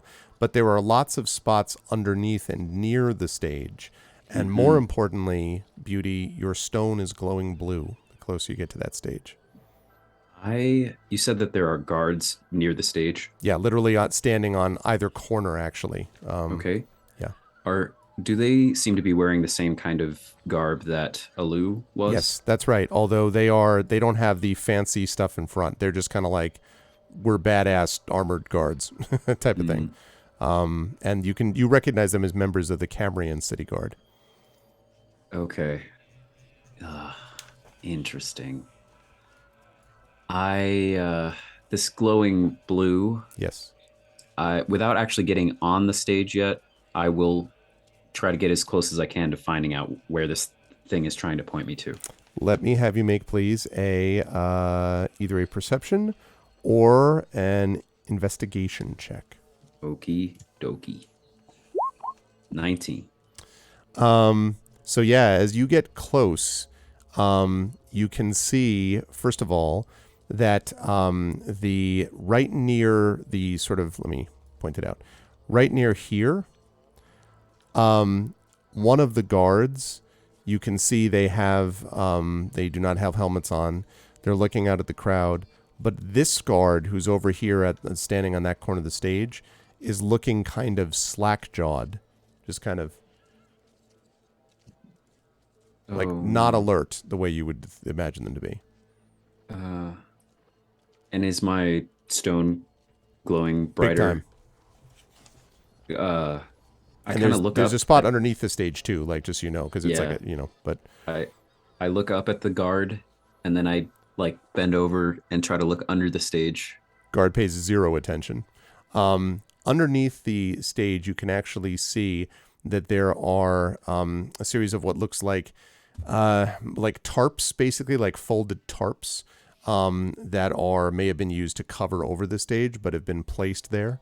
But you can the thing glows intensely blue as you kind of move them towards the tarps. Move the stone towards the tarps. Yeah. It's a tarp. Yeah, exactly. It's a tarp.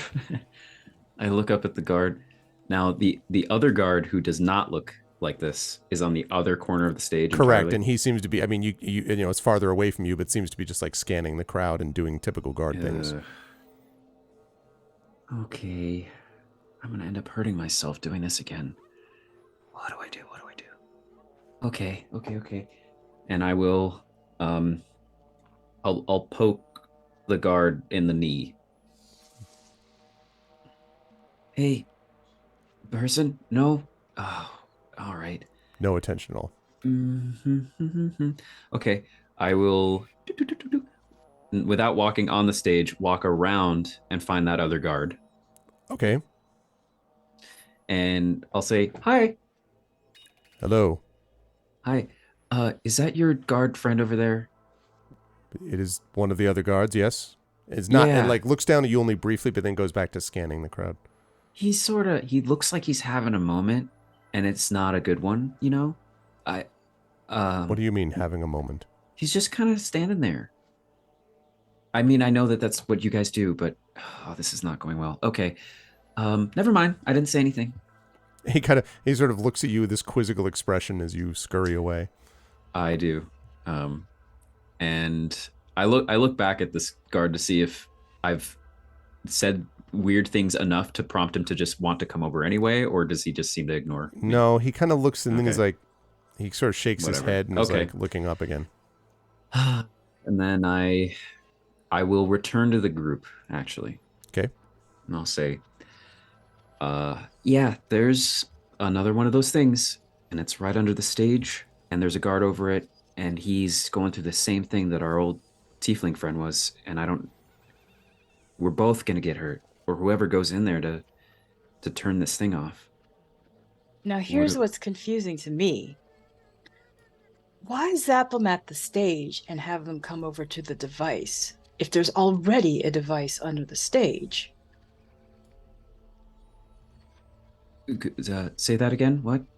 You said there's a device under the stage? Yeah. So the tiefling was already at the stage. Why send him over here to this second device? I don't know if he was being sent. Maybe he was just disoriented. I wonder if he doesn't have anything to do with anything. He didn't remember coming over here. Yeah. And when you took the gem and touched it to the device, it's like he was awakened because of the earthquake. Yeah. Okay. Well, Bob, help a sister out here. Am I can- making any sense? You are, but this is very distressing that there's all this magic. This is what happens with unregulated magic that just goes crazy like this. Mhm. Does anyone? When I look at Nalik, I know you don't have a lot of magic right now. Do you have Can you do something like this? And I'll summon like the beginning of a frostbite spell in my hand. And basically what I'm asking out of game is like if you might not have first level spells chosen yet, but do you have anything under cantrip at all? Do I have anything under cantrip? Yeah. And where would I find these? That would be under spells. Under spells. All it says is first level, and you do not have any first level spells or spells that scale to first level available, Okay. but you can cast lower level spells using your first level spell slots. Oh, here. And I can take a look too, because maybe you do have some stuff.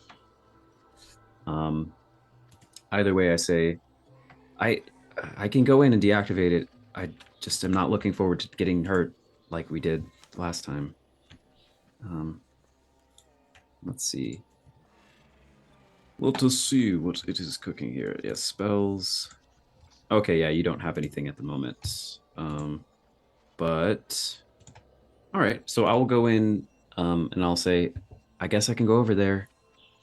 I mean, I am pretty small, so I can crawl under the stage, but Be careful.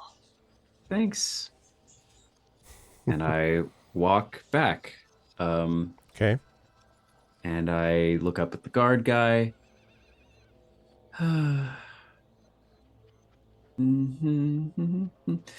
Okay. And I crawl under the stage to head towards this object. Okay. And it's not very far underneath. As you crawl underneath, hoping no one's noticing, and they all seem to be looking elsewhere, pushing your way through the tarp, you actually almost bump into it, Beauty, where all of a sudden you feel the telltale cold metal of this block.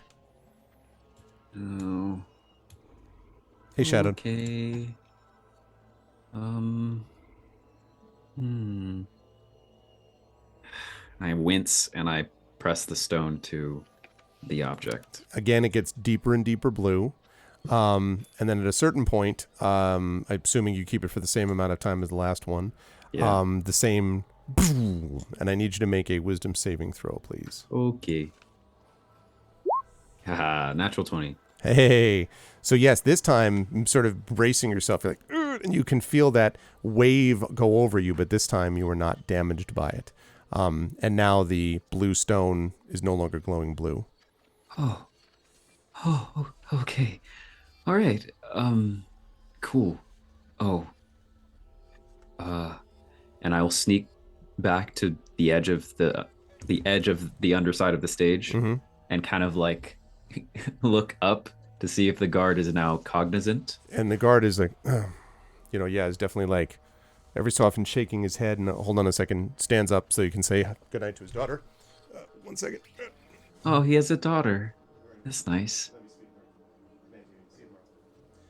Okay. No, then he definitely is not slack-jawed anymore. He has that a little bit of like, furrowed brow, like he's got a little bit of, residual pain or something, but is definitely like with it on the guard level now. Okay. I look back at the object and I will come out of the stage, but not from where I entered, presumably right in front of him. Okay. I would like to come out of the stage, maybe out of the back side. Okay. So like There's a not lot of back into tarps there, so you'd have to push your way underneath. You could come off to the side, but if you go all the way to the back, it's gonna be a lot of like. Okay. Yeah, sure. I'll come out to the side with the other guard. Oh, okay. Same thing though. If you go that way, because you're at the right side of the stage, right? So if you go underneath the stage, you got to go all the way through to get to the left. Okay. So I what I'm pretty saying much- is you went through the front. I mean, you can try to do any of these things, but I just figured you should know. Yeah. If you want to exit from where he's not looking, you just do it from the side, and that would be within 5 Oh. feet of where you are, is what I mean. Actually, Okay. not far from that wagon you were standing on top of.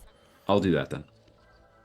Okay, you do that, and you can see Fob and Nalik. You can see, as you're watching over with interest, Beauty kind of crawl out and then stand up in her pink outfit. and Dust you see- myself off. Yeah. Okay. I just smile and awkwardly and look at people as I pass them by and speed walk back to the group. Okay. I did it. I didn't get hurt. Excellent. That was well done. Thanks. That was fantastic. What did you find? Just the same thing, and it was under a tarp. These got to be doing something bad. So, do we want to keep finding them? Yeah, there've got to be more. I just wish I knew what we were doing. So, quick question: what are Sure. these buildings in the corners? These are basically what look like either houses, mostly houses, or they're the roofs of houses, basically, or what might be like one of them looks like it might be a store, basically, right on the edge here. Oh, okay. So store, wagon, sewer grate, bush tree, the rest. See those stores? Yeah. Lots of hiding places in those. Plus, a lot of people coming in and out, too. I just wish there was a way for us to know if Alu is actually a royal guard or not. I'm assuming those guys wouldn't know, and I point at the normal guards. And I will look around to see if anyone looks not just like a normal guard, but similar to Alu at all. Make a perception check for me. Okay.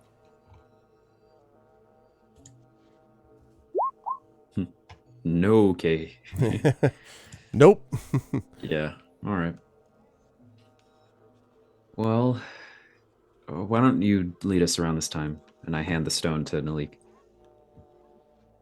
Let's go check out this. This is a store here in the left, on the left corner. It is. Let's go check out this store and give our little friend Alu a wink on our way by. Sounds good. Okay, and Alu is watching and sort of nods and smiles as you go by. So you're going over to here, like where in the store? Going to go into the store and just say hello to the merchant. Ah, okay. So when you go into this store, and it appears to be a store that actually sells ribbons and like accessories and things like that. Yeah, exactly. And when you walk in, you see this just array of multicolored ribbons around the outside. And then behind the counter in the back of the store is a person just standing there. And they look like this. I completely forget the mission and start browsing. Beautiful. I mean, like there's purples. there's Beauty. things- What? Beauty. Oh, look at this one. Fob.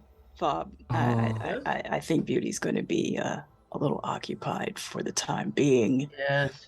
Oh, this Notice one. that the shopkeep over there. Same as the tiefling. Same as the guard. I think you're right. Now, this is a festival. Lots of people come in and out. Lots of time to be making money, and yet he's sleeping, basically. You know what I'm thinking. That I should go wake him up and check and make sure no money has fallen out of his pockets. Sure, you can do that too. But you know, device, Magitech. Oh, yes. Yes. Hmm. Mm-hmm. Let's see here. And I stroll on up to the counter, The person's just and I put the stone in front of me on the counter, and I'm holding it. glows blue. Seems to be his favorite color. Can I do a perception check? Sure, you can make a perception check here, or yeah, either that or investigation. Up to you. Oh, let me investigate. Okay. No, wait a minute. No, I'm going to do a perception check. Okay. Already. Yeah, no question about it. And in fact, it glows blue near the counter. If you had to guess, maybe behind the counter. Fob, since you want to go check on the gentleman and see if he's okay, you just keep him preoccupied, do whatever you got to do, and I'm going to make my way back around here, see what I can find. Sound good to you? That does sound good. So Okay. I go behind the counter.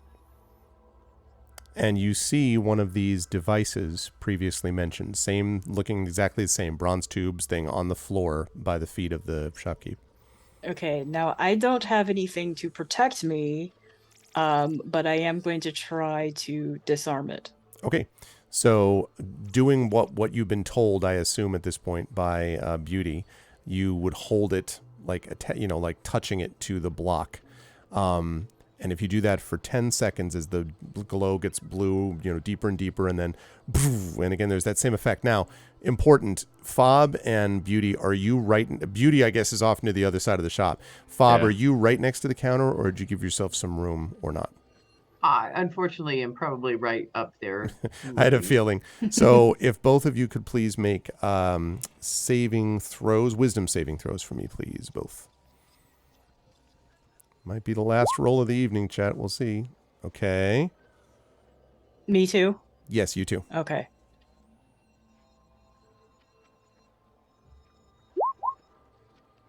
Okay, so good news. You both feel this, but neither one of you are damaged this time.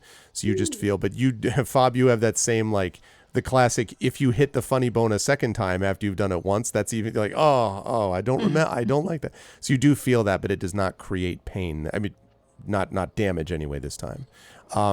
And suddenly the light goes out and you hear, well, what are you doing behind my count? Can I help you? Can I? And I'm you gonna see- get this and this and this one. Oh, Can I that's- get two of Who these? is this? and Who are this? you? And he's looking at you, Nali. Hi. Why are you And behind?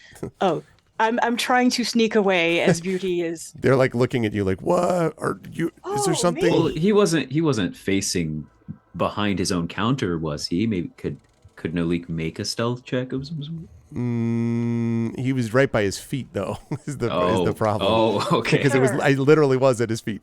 Oh, okay. Sir, you seemed a little indisposed, and we wanted to check up on you. You didn't see us walk in, did you? No, I opened up this morning and I don't remember after that. It was, and he sort of looks over at this looks like this internal like clock, that he's got on his thing. He's like, oh, it's time for the ceremony. I'll sell you something. And he kind of waves vaguely at you, Beauty, in a minute, but that here. And he sort of wanders out. And you hear there's a disturbance outside of people. And you can see, just as you look through the open door, that there are people now getting up on stage as if to speak. Well, that Who's was left? weird. Ever know a shopkeep not take money? Does his stuff have price tags or labels? No. If you have to Oh. ask.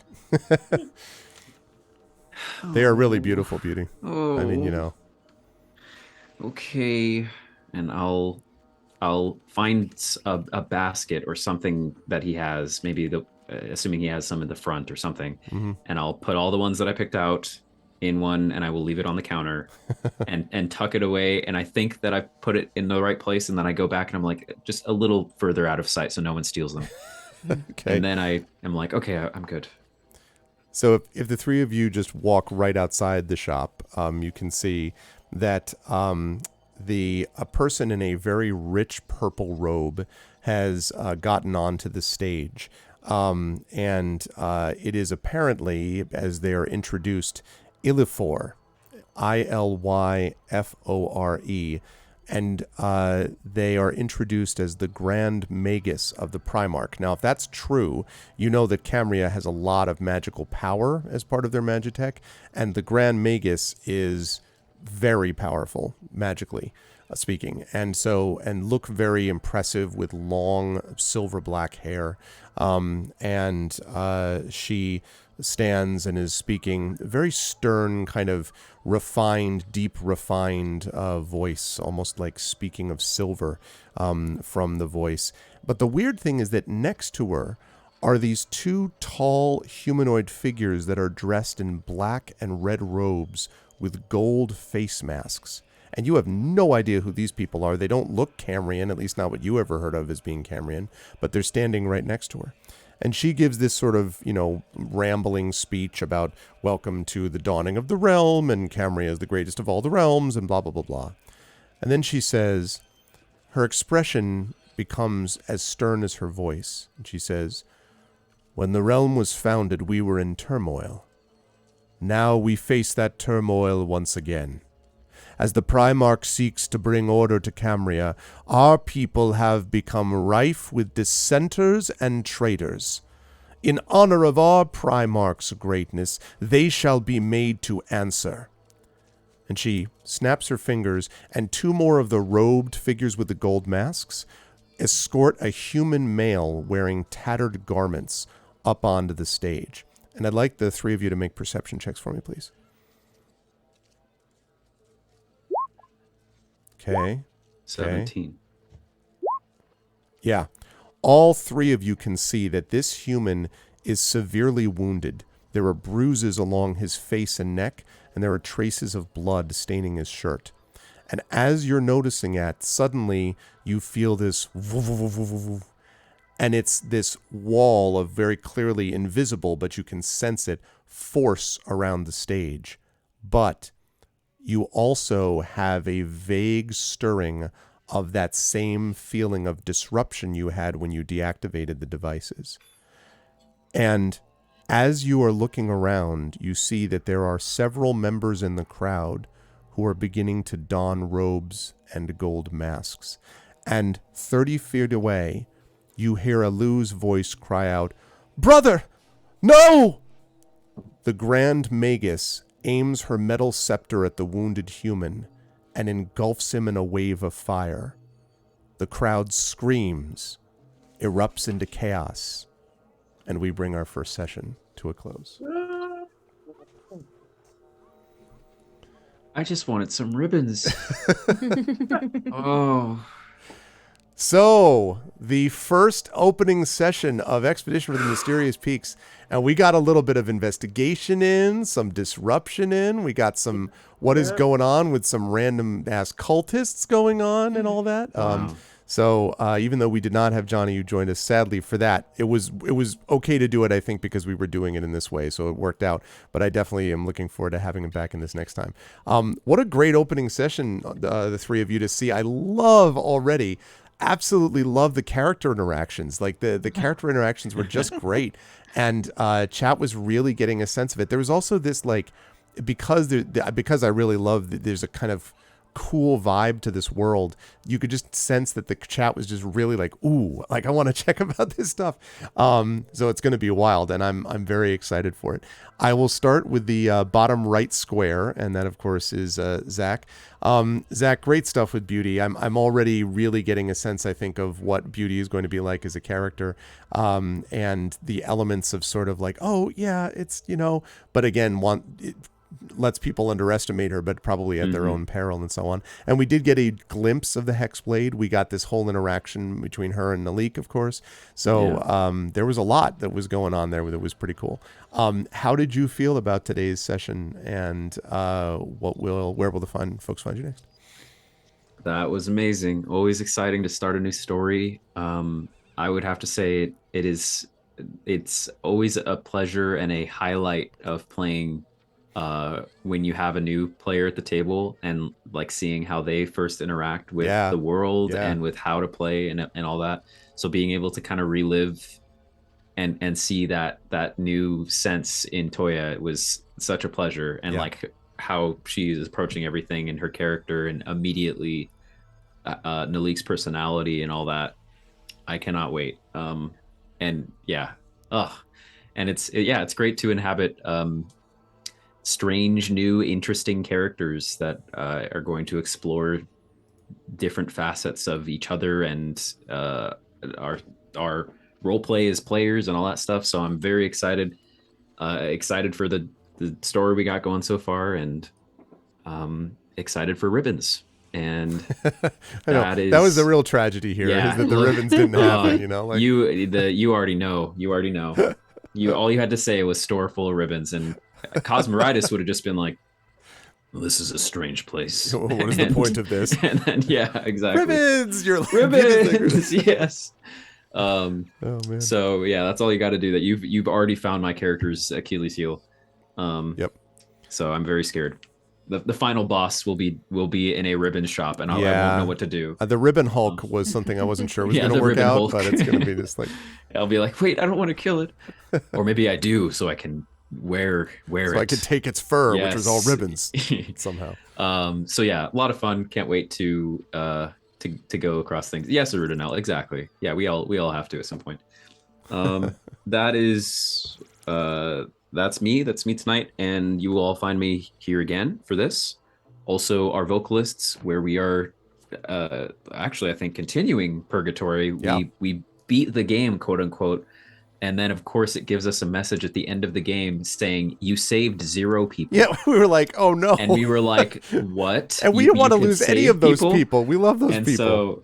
So we're gonna keep doing that probably. That's been a pleasure with Arv and Dot, and you'll also find me on my own channel and in other places you'll surely hear about as often as I am here. So that's me. Awesome. Thank you, Zach. Good stuff. Thank you for the follow, that person who just popped on. Thank you so much. Moving right across laterally over to Kat. Kat, I'm already loving the image of, first of all, Fob and being kind of like, I'm not so wild about the magic, but I'm already loving the idea of Fob having these like certain ideas about how to, liberate certain people of money that might exist. Parts of that, but also just being like the fact that you were the first one to get hit for damage, and just being like, this is what I mean. This is what I'm trying to tell you. I'm telling you, you don't, this is dangerous. You don't. This is terrible stuff. Yes, no, magic. What sort of fools would get this is what happens when you mess with powers that we're not meant to know. But I love that, and again, I'm also beginning to love the interactive. The again, relationships are going to be great among the three of you, and when we get Johnny in here as well. How did you feel about our session today, Kat? Where will the fine folks I find you next? thought this was a lot of fun. It is a very different character than Cosmeritis. I'm enjoying that kind of total flip. Yep. I'm loving having Toya here, as in her energy is awesome, and I am really looking forward to this game. It's going to be great stuff. Where will we find you next, Kat? I know where I'll find you. Nowhere coming up anytime soon. Yeah, I'm yeah. pretty much here. Yeah, that's right. That's right. Oh, yeah. Yes, of course. That's right. So I will see you. That's right. I will see you here. But we are going to see Kat with us next month here back on this channel with these sessions. Thank you, Kat. Always a pleasure. And last but certainly not least, again, Johnny was not with us, but we'll be back next month. Check out all Johnny's stuff. And we will have more to say to Johnny when he is with us next session, which leads us to Toya. Yeah, Toya, I agree with what everyone said. Nalik is going to be great. I can already tell. I'm loving the character already.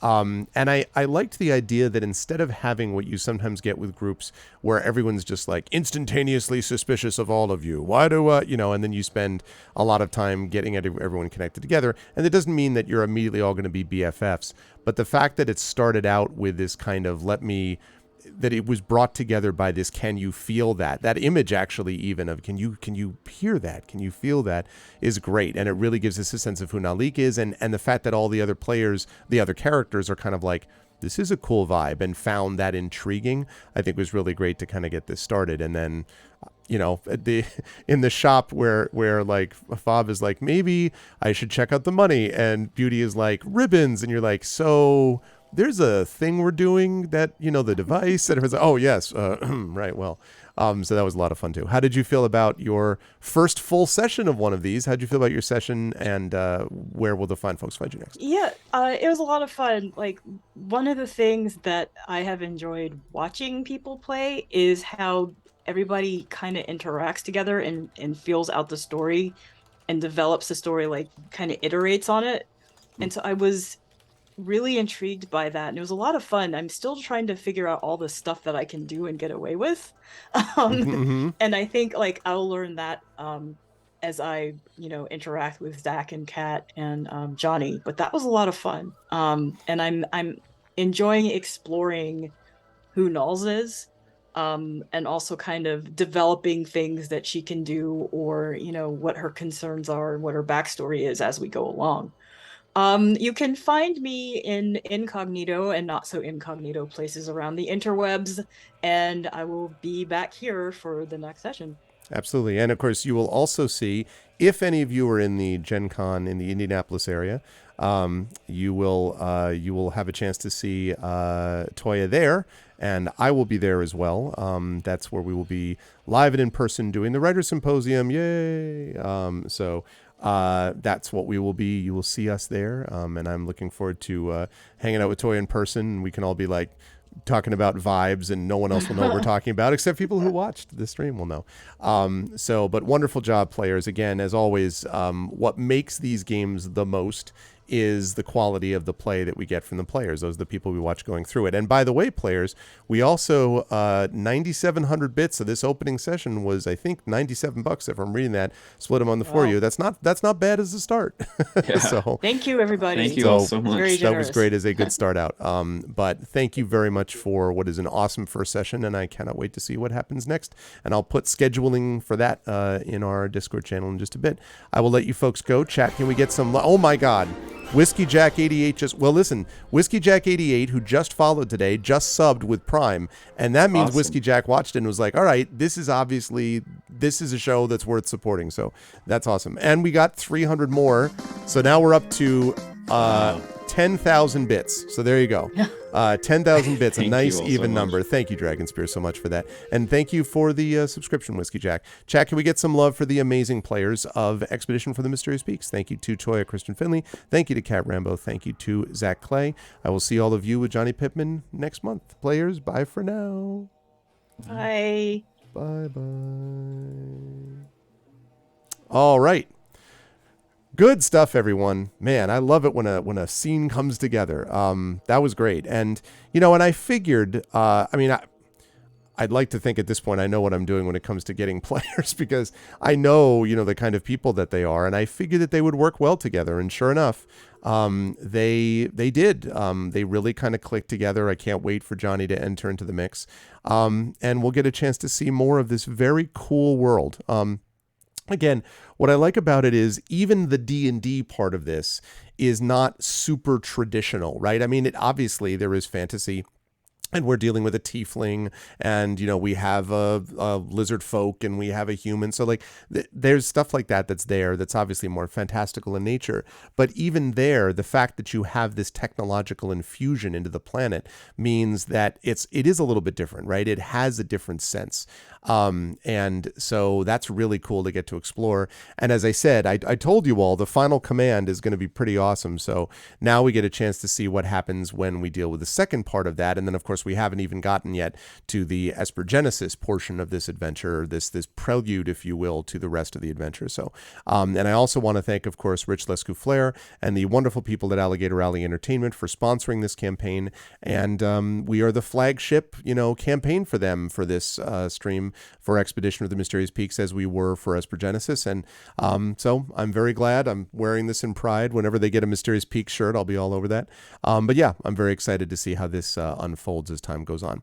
But that is going to do it for me, chat, because I've got to rise up on out of here so that I can do some more prep on the D&D adventure that I'm going to be running next week, on Friday of next week, the live adventure with authors, which will feature, I don't think any of the people tonight are in that.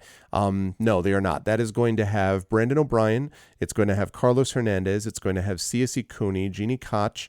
It's going to have Richard Lee Byers and Karen Bovenmeyer. Anyone who's watched before that thing, Hillness has been there before. Karen Bovenmeyer is the only holdover I have from the last 3 sessions. Everyone else begged off because they're either not going to be there this year or because they wanted to give someone else a chance, basically, because they did those adventures. So the other 5 players are all new to playing together. But of course, you've all seen Brandon O'Brien play with us before, and you've seen all these other folks there. So it's going to be great. You're going to be there in the shadows with Triffid and Prince Justin. And that's the other thing, too. It's going to be great to have people who are also watching this. Of course, Garlic Tofu, who is one of the accessibility co-coordinators and has done an amazing job, as usual. It's Garlic Tofu, always amazing, in getting things set up. And I'm going to be very excited to see Prince Justin and Triffid there again, having seen them at Worldcon last year and all that. So it's going to be great. I am very excited for this. And yes, a beholder, a Geico Gecko, a spiritualistic musician, and a pink K-pop explosion is, I would say, quite different. I think that's appropriate. So, but it's going to be great. I'm very excited for Gen Con next week. So I got to go prep that stuff up. But we are going to do, I think, a raid today because it is not super late. And I want to thank everybody again for doing that bits thing. I think that method's going to work really well. For the moment, I am only rolling this out for Mysterious Peaks. I want to try it for a couple of months and see how we do. Then if that works, I will start rolling it out to the other campaigns. And what I'll do is I'll just keep track of it. And at the end of the month, we will collect all the bits for each of those sessions. And then I will assign the money accordingly. So right now we have 10,000 bits. I'm going to combine that with August's numbers, but only for Mysterious Peaks. So if you cheer at other times, just so you know, if I'm playing Triangle Strategy and you cheer, I'm taking those bits, okay? Because not because I'm keeping away from anybody else, but because otherwise it's impossible to figure out how to do it. So only during that. But that said, that's going to be really cool. So, well, yes, obviously, Dragon. That's obviously the case. That's obviously true. So yeah. So, but I was very happy about how things went tonight. It sounded like you folks did. Did I get the sense that chat was into this? Did I get the sense that chat was intrigued? I saw Garlic saying that she really found the characters really compelling, and I agree with that. Was chat having fun with this? Because I got the impression that it was like, yeah, I figured a Rudinell, you seemed like you were into it. I could tell that there was some cool stuff going down with, you were digging the vibe of Mysterious Peaks. Yeah, and I know you came in a little bit later, Prince Justin, but I think once you have a chance to check the VOD, you'll be able to see that. A lot of what we did earlier on was kind of doing a little bit of a session 0 for Kat's benefit because she wasn't with us for that session 0, so I think you'll dig it. You were promised pizza at the end.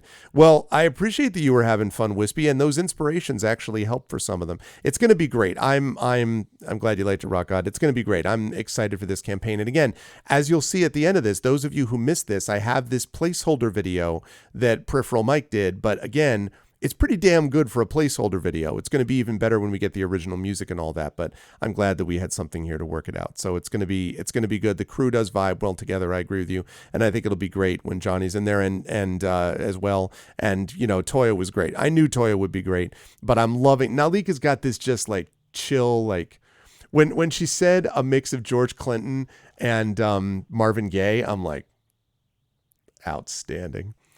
I love it. So it's going to be great. I'm very excited for all of this vibe. But I'm going to rise up on out of here. I want to thank you all for being part of this stream. We are going to do a raid today, by the way, chat. So don't anyone bail just yet. If you are not a sub, you're going to do this, which is the Arvanauts Have Landed, followed by Twitch raid, lowercase Twitch, uppercase R, lowercase AID. Yeah, this is her intro to tabletop. She's done a lot of narrative game design work and game stuff in video games, but that's been more of the stuff that she's done on the game side. And she has an academic background elsewhere as well. And I've told you, I've always found her like super smart and really interesting. I always learn something from her when I'm on panels with her. So I finally had a chance to check this out, and she had never done like tabletop stuff. So I fit right in. I was not surprised. I figured that would be the case, but yeah, very good stuff out of Toya. Okay, Arvany Hype, the Arvanauts Have Landed, Arvany Roar, Arvany Woe, Arvany Witch, Arvany What, Arvany Smug, Arvany Love, Arvany Blown, all the Arvanys when you are brought over auto-magically to the place that we are going to raid. I want to thank you all for being here tonight. If you like what you saw and heard, please follow the channel. Check out our YouTube with !ArvTube, Discord with !ArvCord, Twitter with !ArvTweets. Dated Nalik in your early 20s, a couple Naliks. Yeah, it's very cool. There's a yes, I know exactly what you mean. And yeah, there was a cool vibe about it. I was digging it.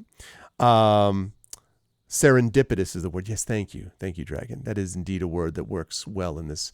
You could say that we have achieved, that it was kismet, that we could be brought together in this serendipitous, fortunate fashion, as we were. Some of us talking offline about Sean's. Yes, with a little bit of a little bit of purgatory thrown in. If you like what you saw, please follow the channel. Check out the YouTube, !ArvTube, !ArvCord for the Discord channel, !ArvTweets for my Twitter. Website is arvanelleron.com. Financially, !ArvShop is the merchandise area. !ArvTrayon is my Patreon. That's what allowed some of you to do those inspirations that you just did. !ArvTrayon,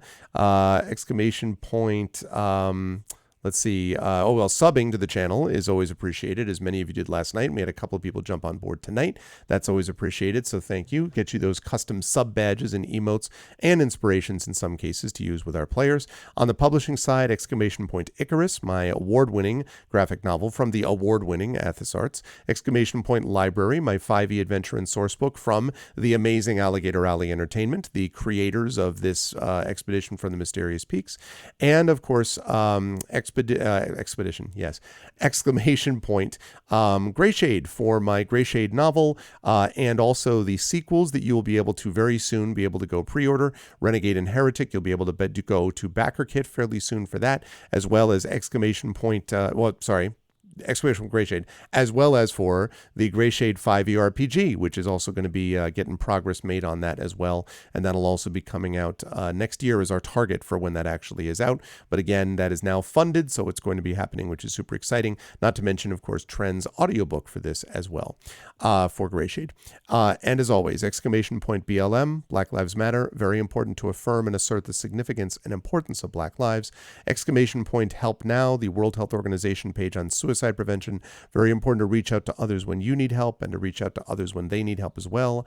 And Ukraine, UKRAINE, the way to step up and help people who have been through just an awful, horrific time as they are fighting back against an illegal and illegitimate and devastating war. This is our chance to actually step forward and to be able to help them as they continue in that brave fight. I am going to be done now until Tuesday. I'll be back on Tuesday for my final pre-Gen Con stream going from noon Eastern to roughly 4 p.m. Eastern, somewhere around there. Then after that, it's going to be all bets are off for about 10 days. I'm not going to be streaming either that Tuesday or the following Tuesday on GOGCOM. I will probably be doing one stream from Gen Con, possibly two, but this is going to be very much follow my Twitter, and then you'll see when I'm going live about stuff, because it's all kind of up in the air right now, because I just, it's going to be a madhouse dealing with Gen Con and all that stuff. So once we get back from Gen Con on that Tuesday, the following Friday after that, I'll be back into a much more normal schedule. So I'm going to be posting stuff about the schedule actually tomorrow when I'm not working on my D&D adventure stuff. So we got a lot of work to do tomorrow, but that's fine. That's what a nice Sunday is for, right? So yeah, I want to thank everyone for being awesome. Thank you to my wonderful mods, Rudnell, Garlic Tofu, Rockod, Triffity Mats. Great stuff today, as always. Best mods on Twitch, as I've always said. Thank you as well to my Patreon and supporters and subs, Rudnell, Dragon Spear, Garlic Tofu, Rockod, Triffity Mats. Thanks for gifting a sub as well today, Triffid. Thank you to Wispy Song, to Ballsteg, to JLC. Thank you to Mrs. Dunsel, to Prince Justin, and to the aforementioned Whiskey Jack 88 for the Prime sub today. And thank you as well to all of my wonderful viewers, the Service Stop. Thank you to Beth in Wonderland. Thank you to Echo Alpha, who was lurking in the background. What's up, Echo? Thank you to Gik Gok. Thank you to Katina. Thank you to Nonstop, PKD Fan, and Zach Clay. And special thanks today to my wonderful, amazing players. Thank you today to Toya, Kristen Finley, to Cat Rambo, and to Zach Clay. They are the best. Now, let me just double check and see who we're going to raid. There's someone we've got to raid today. I don't know who it is. Okay. I think I see who we can raid. Let's double check here.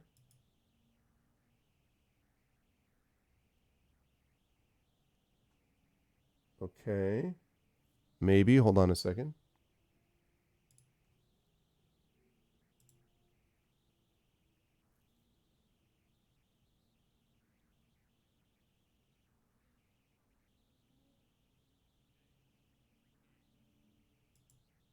All right. I've got an idea. I think I know who we're going to raid. All right. Thank you, everybody, for being here. Thank you for being so awesome. Stick around as well and take a look at the placeholder video, intro video thing that we've got going on for Mysterious Peaks. And I'm going to see you folks back here on Tuesday for my final pre-Gen Con stream. Otherwise, everyone have a lovely couple of days. Thank you to Alligator Alley, our sponsors for Mysterious Peaks. Premiere of Expedition for the Mysterious Peaks over, and I'm looking forward to seeing what happens as our campaign continues to unfold. But that's it for now. Please stick around for the raid, and I'll see you lovely folks soon. Until then, everyone be good to each other. Have a good night.